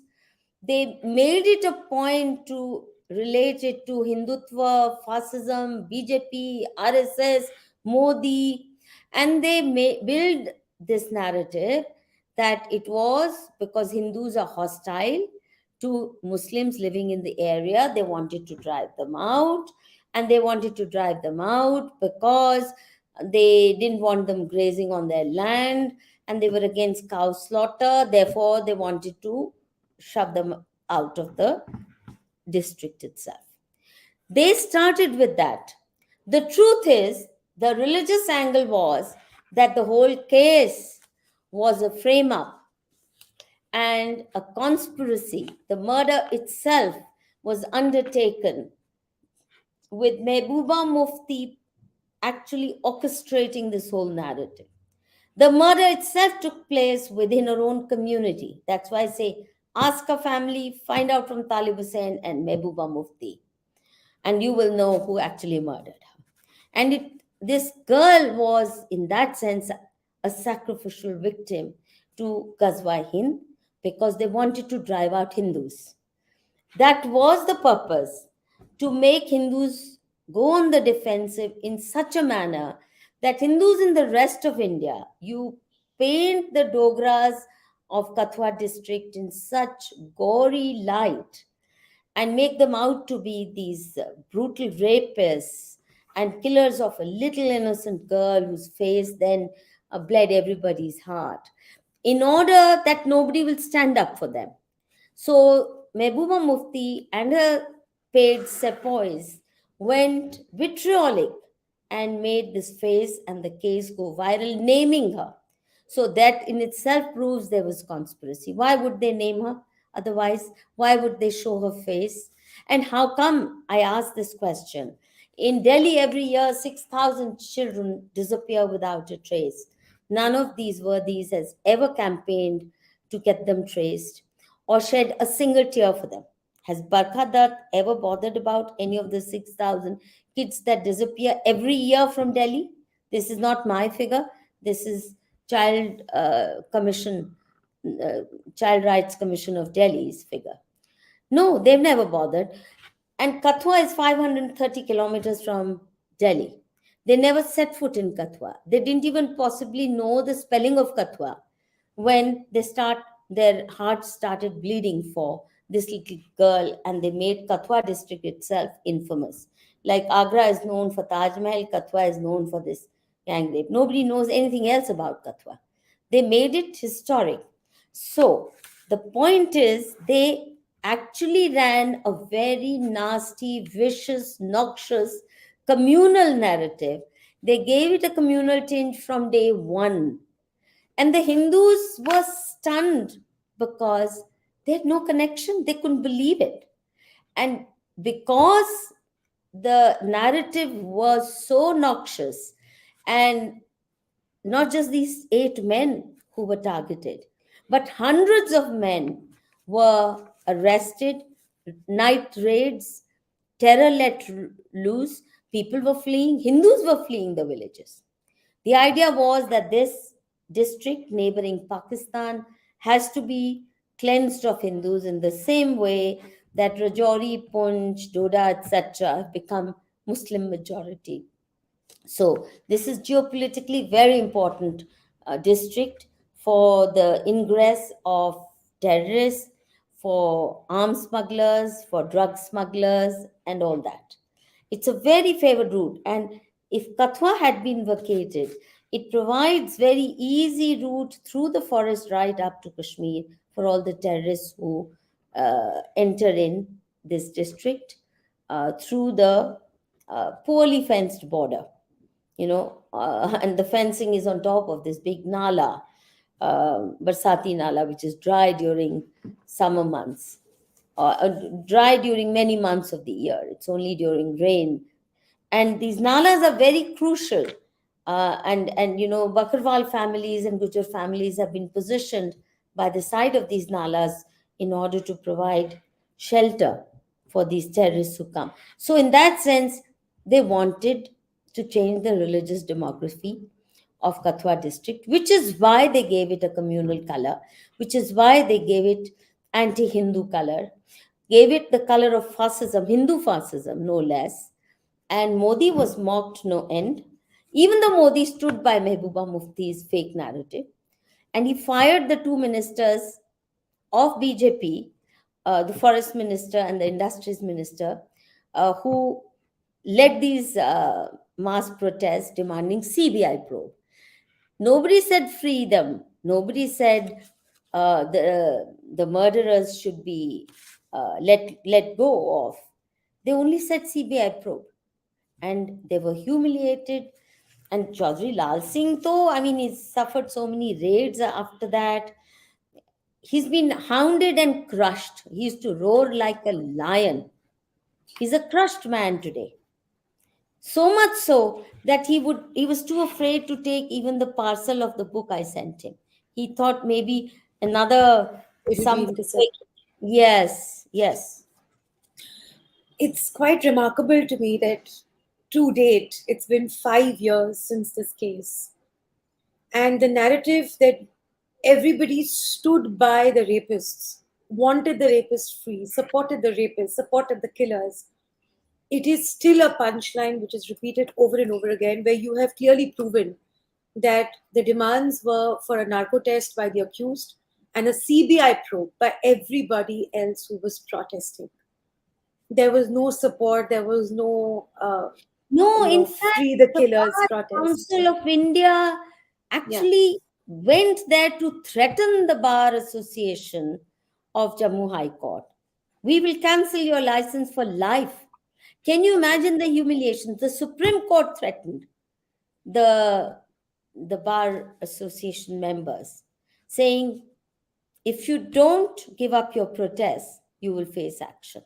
You can't imagine how traumatized were those people. And they were, many of them were known congressmen, right?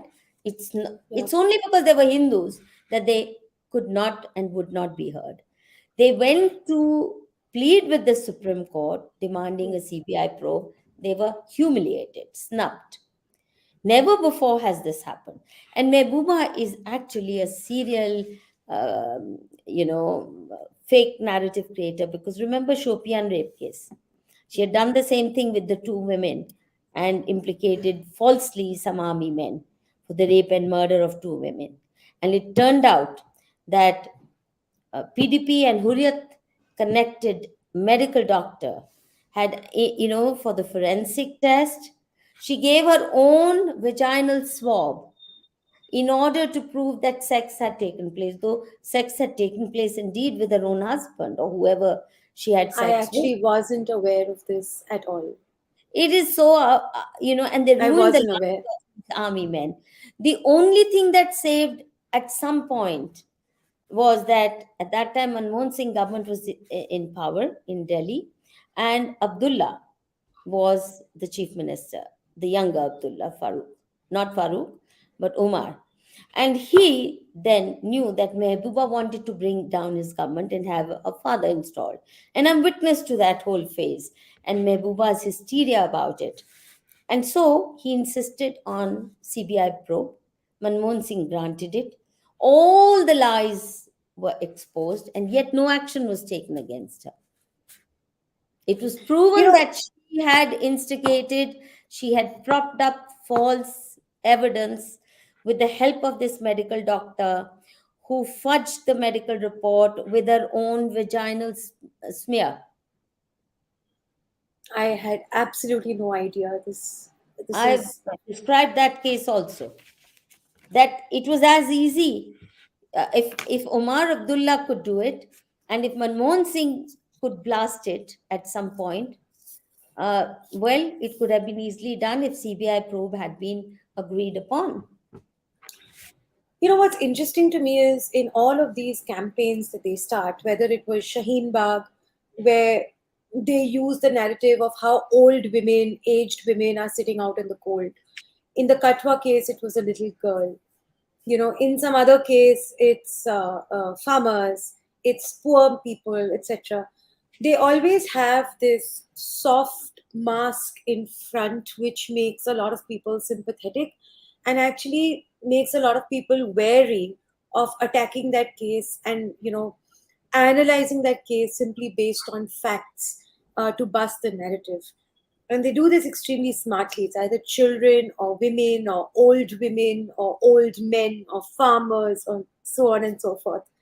But that also brings me to section two of your book, No, no, which I'd like, yeah, one second. yeah, I think yeah, a correction is needed there. yeah, Old women actually did sit, but there were Hindu women who had to flee their villages, who dared not stay in their own homes. They sat on Kuta Mode for months on end, begging for CBI probe. Nobody listened to them. The old women of Shaheen Bagh, because that was paid media, people they spent crores, and it was like a grand party. They were having a feast. These people weren't even getting proper food. They were out in the open. Nobody paid attention to them. But Shaheen Bagh, everybody paid attention, where they were having a grand ball, a daily party, daily feasts. And similarly, farmers. They weren't really farmers. The agitation was instigated by artis. I wish BJP government was smart enough to know that, because those reforms that had, if they had taken place, then the artis were the only losers, not the farmers. The real farmers never came, and the BJP failed to get the real farmers to come up front. You know, so and higher. Haryana, for example, is full of these crypto Christians, crypto Islamists, because planting of churches and planting of mosques has been taking place at a ferocious speed. So many of those who came were recent converts, and they just wore those saffron turbans, and you yeah. didn't know who. Actually, a lot of farmer organizations did come forward and say that they don't support the agitation and they Yes, support the farmers. yes, But, with popular media being sort of, taken over by these elements for time yeah, yeah. immemorial, there is just no takers for that narrative at This all. is They not drum up popular the media, opposite this side is so paid much. media. It's not for Yeah, nothing that they call them prostitutes, which yeah, also is a very respectable term, because prostitutes only sell their own body. These people are selling their motherland. They are subverting their own country, yeah, and they are actually doing so much harm to their own fellow countrymen and women, the innocent among them, in support of criminals and antisocial elements, in support of subversive elements, in support of Pakistan ISI agenda. So they're not even it's the human rights mask is just that, a mask. The So rest actually, that brings is me beautifully to section two of your book, because for the benefit of those of you who haven't read the book, and I highly recommend that you buy this book and read it, because I am still trying to process the information that I've read in this book. I would probably need to read it a second time to process it completely. Section two of this book is lead players who peddled the fake narrative. Modi talks about Talib Hussein, the hero of the secular brigade, the queen bee of foreign funded activism, the deracinated prostitutes, Anuradha Bhasin and Deepika Thusu, of Jammu, the Bollywood gang, and the money making racket in the name of the Ghazwa victim.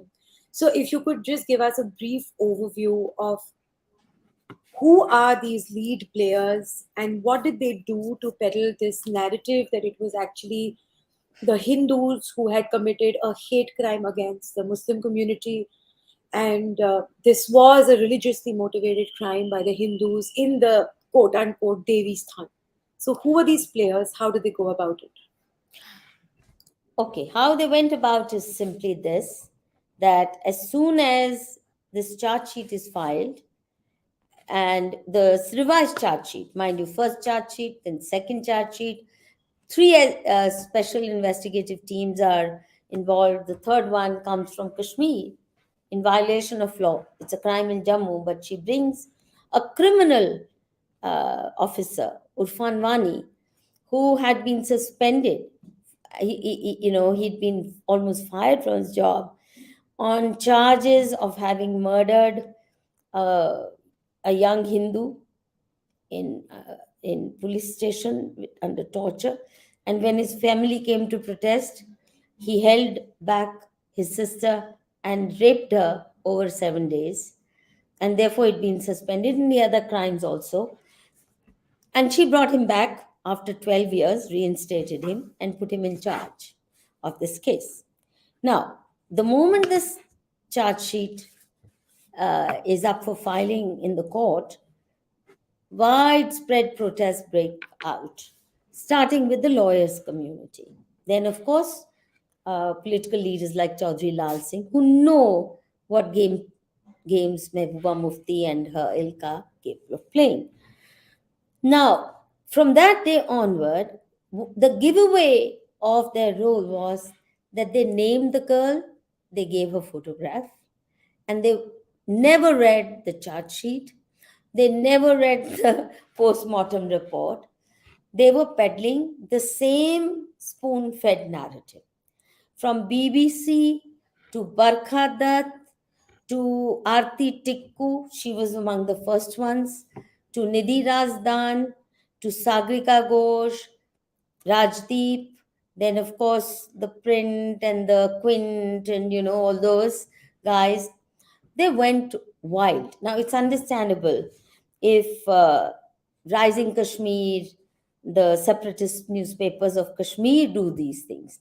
But mainstream media, people who think they are star journalists, when they start very willfully, systematically violating the law, naming the girl, and giving it a very nasty anti Hindu twist, anti BJP, anti Hindu, anti Modi twist, and attacking anybody who simply asked for CBI probe, I knew something was afoot.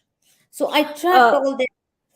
Before you go on, just to substantiate your point, I would want to read um, a tweet by Rajdeep Sardesai. This was on the 20th of April 2018. We have detailed post-mortem report on Kathua case that clearly mentions sexual assault and hymen not intact. At least spare the dead girl and her family this much dignity. Stop spreading lies, and those newspapers, channels who do so should be ashamed. I was in a state of shock when he said hymen not intact, because the A, that's ridiculing the victim all over again. B, Hmm. that's not scientific. Every international organization had said that that's no marker. And it was terribly irresponsible of a journalist to go on the basis of that.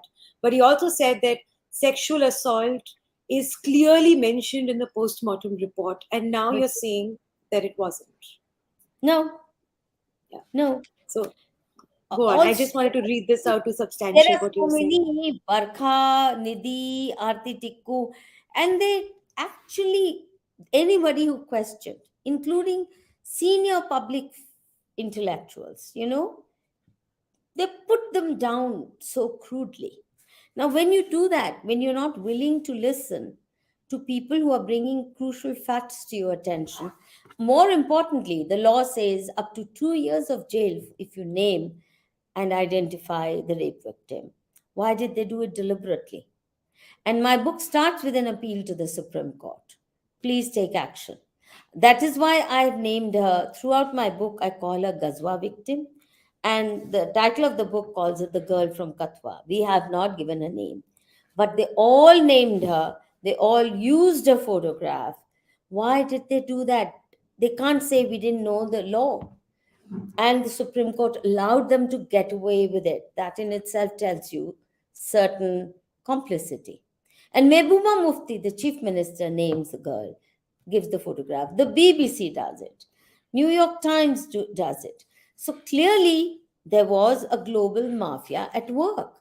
You can't have 4, 5, 6, 10 crore of,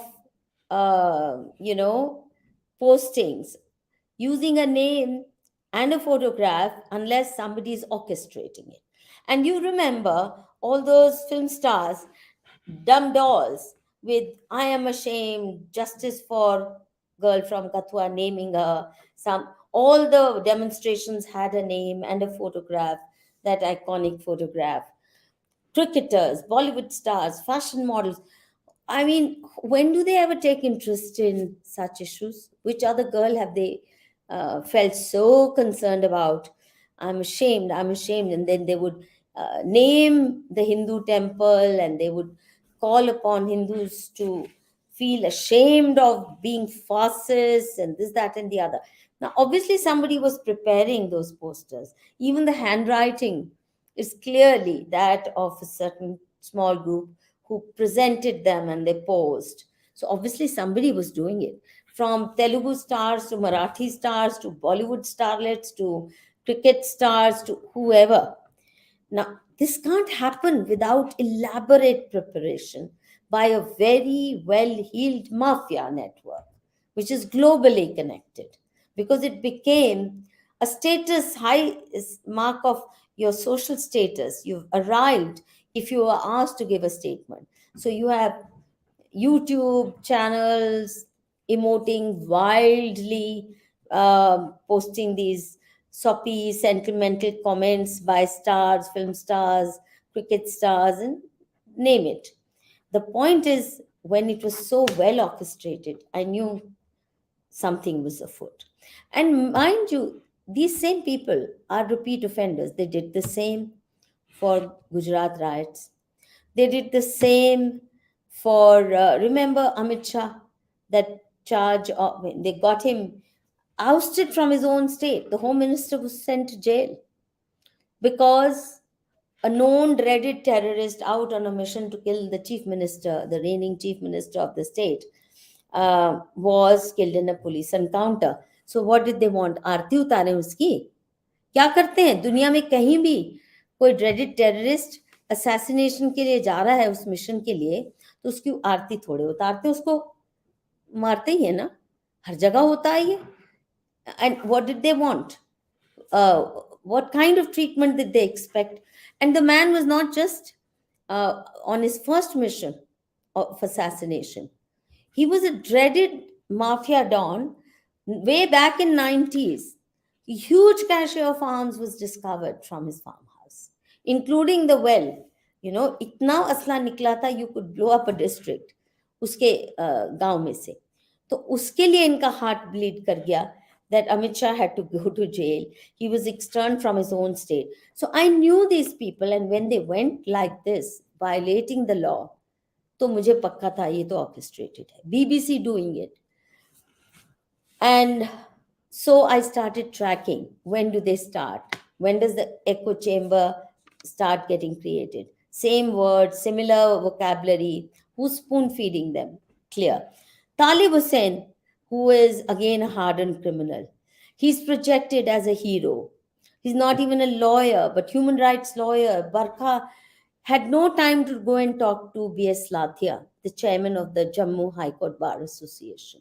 और किसी को ना सही उसी से बात कर लेती, फोन ही कर लेती. She never thought it fit to go to Jammu. What kind of journalists are you? If you don't go to the state where the crime is taking place, you don't talk to a whole range of people to know at the truth. You sit in Delhi and like robots, you're emoting, and you are showing as though your heart is bleeding for this innocent child. It's never bled for any other child before or after. And whose narrative are you supporting? Mehbooba Mufti and her handlers up there in Pakistan, they were obviously supplying this narrative, and everybody fell flat. It shows how effete our political parties are. Everybody fell flat for it. So they've hijacked the whole political system, they've hijacked the judiciary. Why are we pretending we are an independent country? Because your judiciary can be dictated by powers hostile to India. Your judiciary can humiliate people who merely ask for a CBI probe because they are convinced that this is a fake case. And your political establishment across the board, tell me one political party which said, at least let's hear them out. Not one. Not the ruling party, not the opposition parties, nobody. stood up. And this despite the fact that thousands of people were out on the streets protesting. As I said, it takes a lot to have 50,000 people march from Kathua district to Jammu High Court demanding just this CBI probe. Every district had massive gatherings, protest gatherings demanding a probe. Now, the point is they don't get hurt. So, all those who say Hindu Samaj सोया रहता है, हिंदू समाज को crush करने के लिए सब जुट जाते हैं. इतना जगा हुआ समाज था, आज इतना demoralized है. The Jammu Hindu is today one of the most demoralized in the country because they rose up and look what you did to them. Those ministers had to resign. They've had to face CBI probes, raids, ED cases, humiliated, and completely, as I said, a roaring lion has been reduced to a nervous wreck today. So you become rudderless as a result. B.S. Lathia died a very sad man. I don't think he deserved that humiliation. All he deserved was all these people going to him, talking to him. Barkha has time to go and interview terrorists and their families in Kashmir. किसी को scratch होता है वहां पे तो भागी जाती है और लवी डबी फोटो पोस्ट करती है. She had very elaborate interviews with this rapist and history sheeter Talib Hussain. She presented him in glorious light, but she didn't have the courtesy to pick up the phone and talk to B.S. Lathia. Aarti Tikku is from Jammu. She didn't. And I know that people of her community, Panun Kashmir people, told her, Aarti, don't do this. Facts are to the contrary. She didn't heed them. She's from Jammu. She didn't heed them. Sagrika Ghosh, same thing. Rajdeep Sirtisai, same script. So obviously, some masterminds were feeding this script and they all played along because they are well paid for such hit jobs against Hindus. That's the only conclusion one can come to looking at the evidence at hand. And of course, But Indira Jaising yeah, and that whole lobby, they are there yeah. for every case. How can it be? For example, it took me so many years to get the facts of this case to take a stand. Indira Jaising and her husband, Anand Grover, and all these other legal luminaries, foreign funded legal activists, they are there for every case, whether it's Gujarat riots, whether it's Kathua, it's Sengar, it's anything that is anti India, anti Hindu. Instantly, they are there in attendance and arguing vehemently. And by the way, what role did she have? It's a state arguing. Mehbooba Mufti had all the state lawyers arguing the case. Why did Deepika Rajawat and Indira Jaising? Only to create hysteria. Only to create hysteria and to communicate to the judges, look, if we are involved in this case, be mindful, there's a powerful global mafia behind us. Their presence communicates that message to judges. You don't mess with us. If we've taken up a case, you better yield to our commands, or else you are in trouble. That's why they're brought in. Otherwise, what role did they have? And why is it they take up only such cases? Tell me.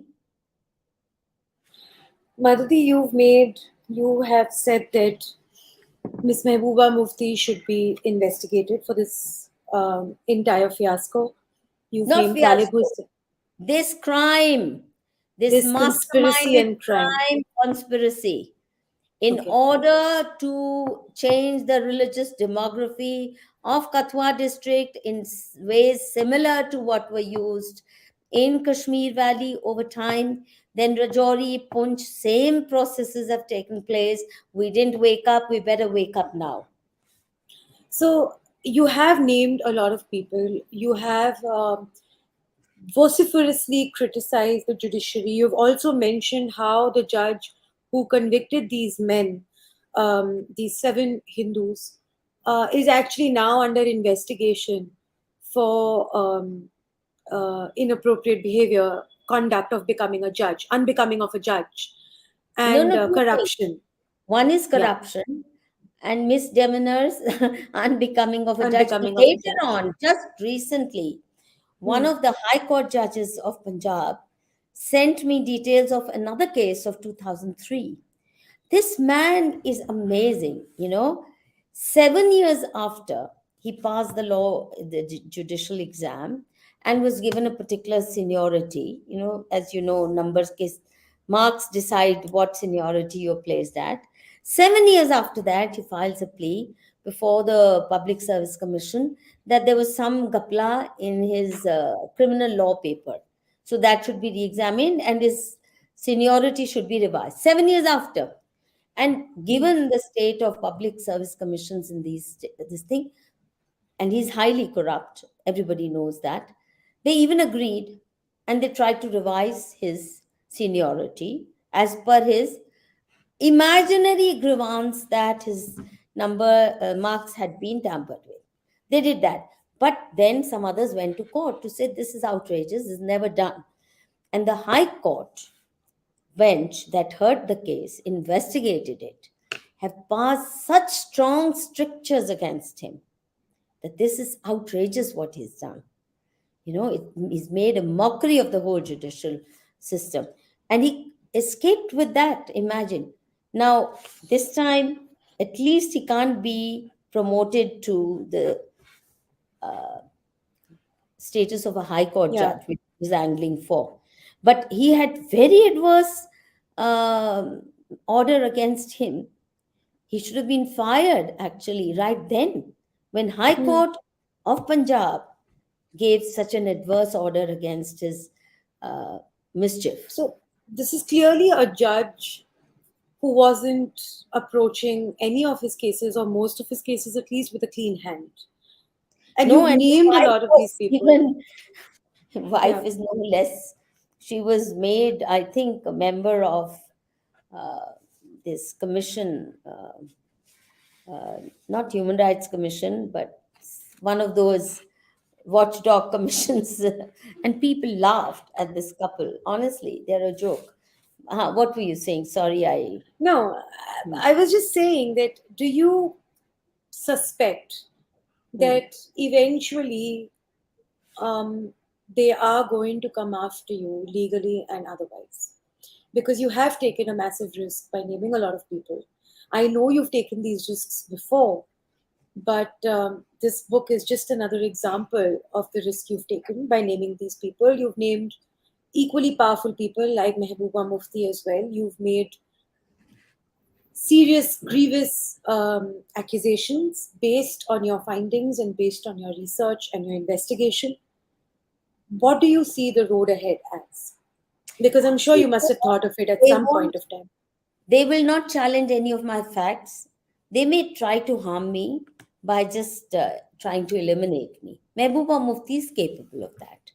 And those who are backing her, they're powerful. As I said, they're part of a global mafia with ISI very intimately involved. So they're not going to take me to court because they lose the case. I have strong evidence. Anybody who applies his mind to this evidence at hand, and there's more. This is not all that there is to it. I had Hmm. to say enough now, Madhu. You can't go on expanding it further. Point is, there is no way they can win any case against me, and there's no way they can face the truth. So the only thing they will do, if they at all want to get at me, is to either maybe plant drugs on me. I mean, I don't even know what they look like. So if they Let's not plant, give them ideas. no, no, no, no, they Yeah. have ideas. God knows what they will do, but they won't do it straight and clean because they have powerful backers within the Yeah. government and outside, globally powerful, and so any harm could come to me in that fashion. But I'm willing to face any inquiry, any public hearing. Let them come and face a public hearing. I'm willing to do that. You bring judges of your choice. I don't care, as long as it's a public hearing and it's live telecast, and we can present the evidence so that the Evidence. judges know that they are being watched. No, they can't act like Tejwinder Singh. I'm willing to face an inquiry. Let them face an inquiry with me, and let's see whose facts turn out to be correct. So, and Barkha Madhuri, Dutt yeah, should also be investigated. Who was spoon feeding them? Why did they violate the law? yeah. I think all journalists who I can understand why they didn't want to investigate the case as threadbare as you have, but No, no, they didn't uh, investigate at all. As threadbare. twisting obvious facts, twisting things which are in your face, like the post-mortem report. I absolutely think that they must be investigated, but I doubt that will ever happen. Do you think it will ever happen? My job is to try. All I know is I've been proven right in the case of Colonel Purohit. When I first brought those facts, nobody was Maya willing. Kotnani. Maya Kodnani, I've been proven right. Yeah. I've been proven right in the case of 2002 Gujarat Yes. riots. If any chief minister tried to control riots ever, it was Narendra Modi. But I mean, I don't know why he didn't support these people. I've been also proven right in the case. Remember, NDTV filed a 5 crore defamation suit against me, and they had to withdraw after harassing me for 3 4 years, unconditionally withdraw. I've been also proven right in the case of Shujat Bukhari, who tried to uh, frighten me with a criminal Yeah. defamation case in a Kashmir court. And you know how divine retribution struck him. I remember So that. there is That was. hardly a case, and I can name several others. I can name several others. So let them inquire into it. Let them inquire into my charges. And if I've not even made charges, I've shown how they've lied from their own records and Yeah. their own documents. It's not a sting operation like Rana Ayub's. Remember that. I'm not putting any words in anybody's mouths. I'm not doing pretending a sting operation. Yeah. These are facts the police presented. This is how the man conducted the trial. It's farcical. It's all from his own records, from his own statements in court that have blasted his judgment, or the charge sheet, or the evidence, or the witnesses they brought. Let them have it examined by anybody. And if they don't have the guts to, well, let's go to International Court of Justice. Didi, Whatever. my last question to you is: do you plan to ever make any parts of the interviews that you took public? And what are your next steps? What are you working on currently? What book can we expect to read uh, from your desk next? Lots, lots, lots, lots. Because I have about 11 manuscripts in various stages of completion, and many of them blast their fake narratives. But right now, my focus is on this, and my focus will be to try and get a documentary film in Hindi, because Hindi translation will take time and it has to be condensed for that. So, if I can get the resources and the right kind of team, I want to get this made into a documentary. I also want to pursue this matter in a manner that the case is reopened for investigation. Not only that the innocents should be acquitted honorably, and also recompensed for the wrong done to them. Their lives are ruined. They've Hmm. lost jobs. Their families are ruined. Not only that they be recompensed properly, but the actual guilty be punished. Justice for Asifa demands. And I tell you that this girl's Atma will not rest in peace Yeah. till the real colors. She knew who the real killers were. तो उसकी रूह कहीं तो देख रही है, उसकी आत्मा कहीं तो देख रही है। और उसने क्योंकि हूरों के पास नहीं जाना है जन्नत में, तो वो तो तड़प रही होगी उसकी आत्मा। तो उसकी आत्मा को तभी शांति मिलेगी जब उसके जिन लोगों ने उसको टॉर्चर किया, she knows. And I can only guess at them. And that's why I say, start investigating Mehbooba Mufti. She knows who the real killer is. Yeah. Talib Hussain, he knows who the real killer is. Her own parents, fake parents, they certainly know who the real killer is. Start with investigating them, and you will know. Madhudi, thank you so much. I said this somewhere in the middle of our video, but I'll say this again. I don't think I have still been able to digest everything that is said in this book. It almost feels like the truth was right in front of everybody's eyes, and it was systematically erased, it was systematically hidden to not only vilify and convict innocent men, but also to vilify an entire community. And I don't think the Hindu community can thank you enough for writing this book. I would urge everybody, whoever is watching, whoever is going to watch later, to please acquire this book, buy this book, read it page for page, sentence for sentence. Take 3 months, 6 months if you need to, but do read this book cover to cover, because this is the sort of conspiracy that we've seen over and over again. And this explains how one should go about poking holes in their conspiracies against the Hindu community. Treat this like a textbook and not as a book that you need to buy and read for half an hour before sleeping. I will put the links to purchase this book in the description as well. I would put it on Twitter as well, so you can go there and click on the link and buy it. Madhu Didi's website, Manushi, has the links as well. Please head over there and order your copy Offering the immediately. best discount also. So buy the book straight from Manushi website, and we assure you of safe delivery.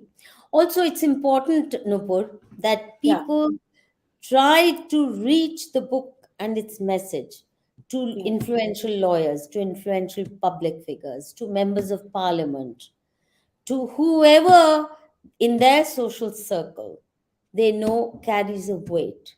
yeah, And as you said, I actually wrote it in a way as a toolkit. How do you yeah, go about blasting fake narratives systematically so that you can speak with confidence and face the consequences without fear? That's very important. I'm not apologetic because I'm sure of the facts. I've worked yeah. very hard on them. Thank you, Madhu Didi. I think it's on the shoulder of giants like yourself that we stand today, and I hope that we can put out work which is as well researched and as bulletproof as this one. So, thank you so much for talking to me for so long and explaining all the details of this book. And again, I urge everybody to please go to Manushi, Madhu Didi's website, and order this book. Madhu Didi is offering a discount. You can also order from Garuda. I will put the links in the description and I will also share them on Twitter. My Twitter is Unsubtle Desi. Madhu Didi's Twitter is Madhu Kishwar. So please head over there, write a review, talk about the book, read it from cover to cover, understand the global forces that are trying to vilify the Hindu community, how they function, what are the threads that tie them all together, and how they create this conspiratorial narrative to make all of us ashamed. Thank you May so I much, add Madhu. one line? No, no, no, Thank you. wonderful. I think the Absolutely. update needs to be given to them. The Yeah. case is currently being heard in appeal in the Ch- High Court of Chandigarh, High Court Okay. of Punjab and Haryana in Chandigarh. And I recently had a book launch function there just 2 days ago, precisely because I would like the book to reach the judges. I would like the judiciary to take note of it. So make sure lawyers in your own community that you know of or judges you know of, give them a copy of this book and insist that they have a look at it. The judiciary has to wake up Yeah. to these facts. It's very important. And if we succeed in this one case, believe you me, it will be a good knock on the heads of these subversive forces who are out to break up India into pieces. Thank you. By Thank the you. way, I also request adversarial media and the media that does not agree with Madhu Didi's book to invite her and to question her vigorously about the facts in the book. Because Madhu Didi seems to be confident. I wonder why the Barkhas and the Rajdeeps are not confident enough to speak to her and question her on facts. So I'd urge the adversarial media, that does not believe in what Madhu Didi has put out, to invite her, to have a conversation with her, and try and trip her up, because it seems that she's very sure of this book. So thank you, Madhu Didi, so much. Thank you. I truly hope that this book reaches the echelons of power that it should. Thank you. Thank you for your Thank you. support. It matters a Thank you, lot. Madhu Didi. Thank you.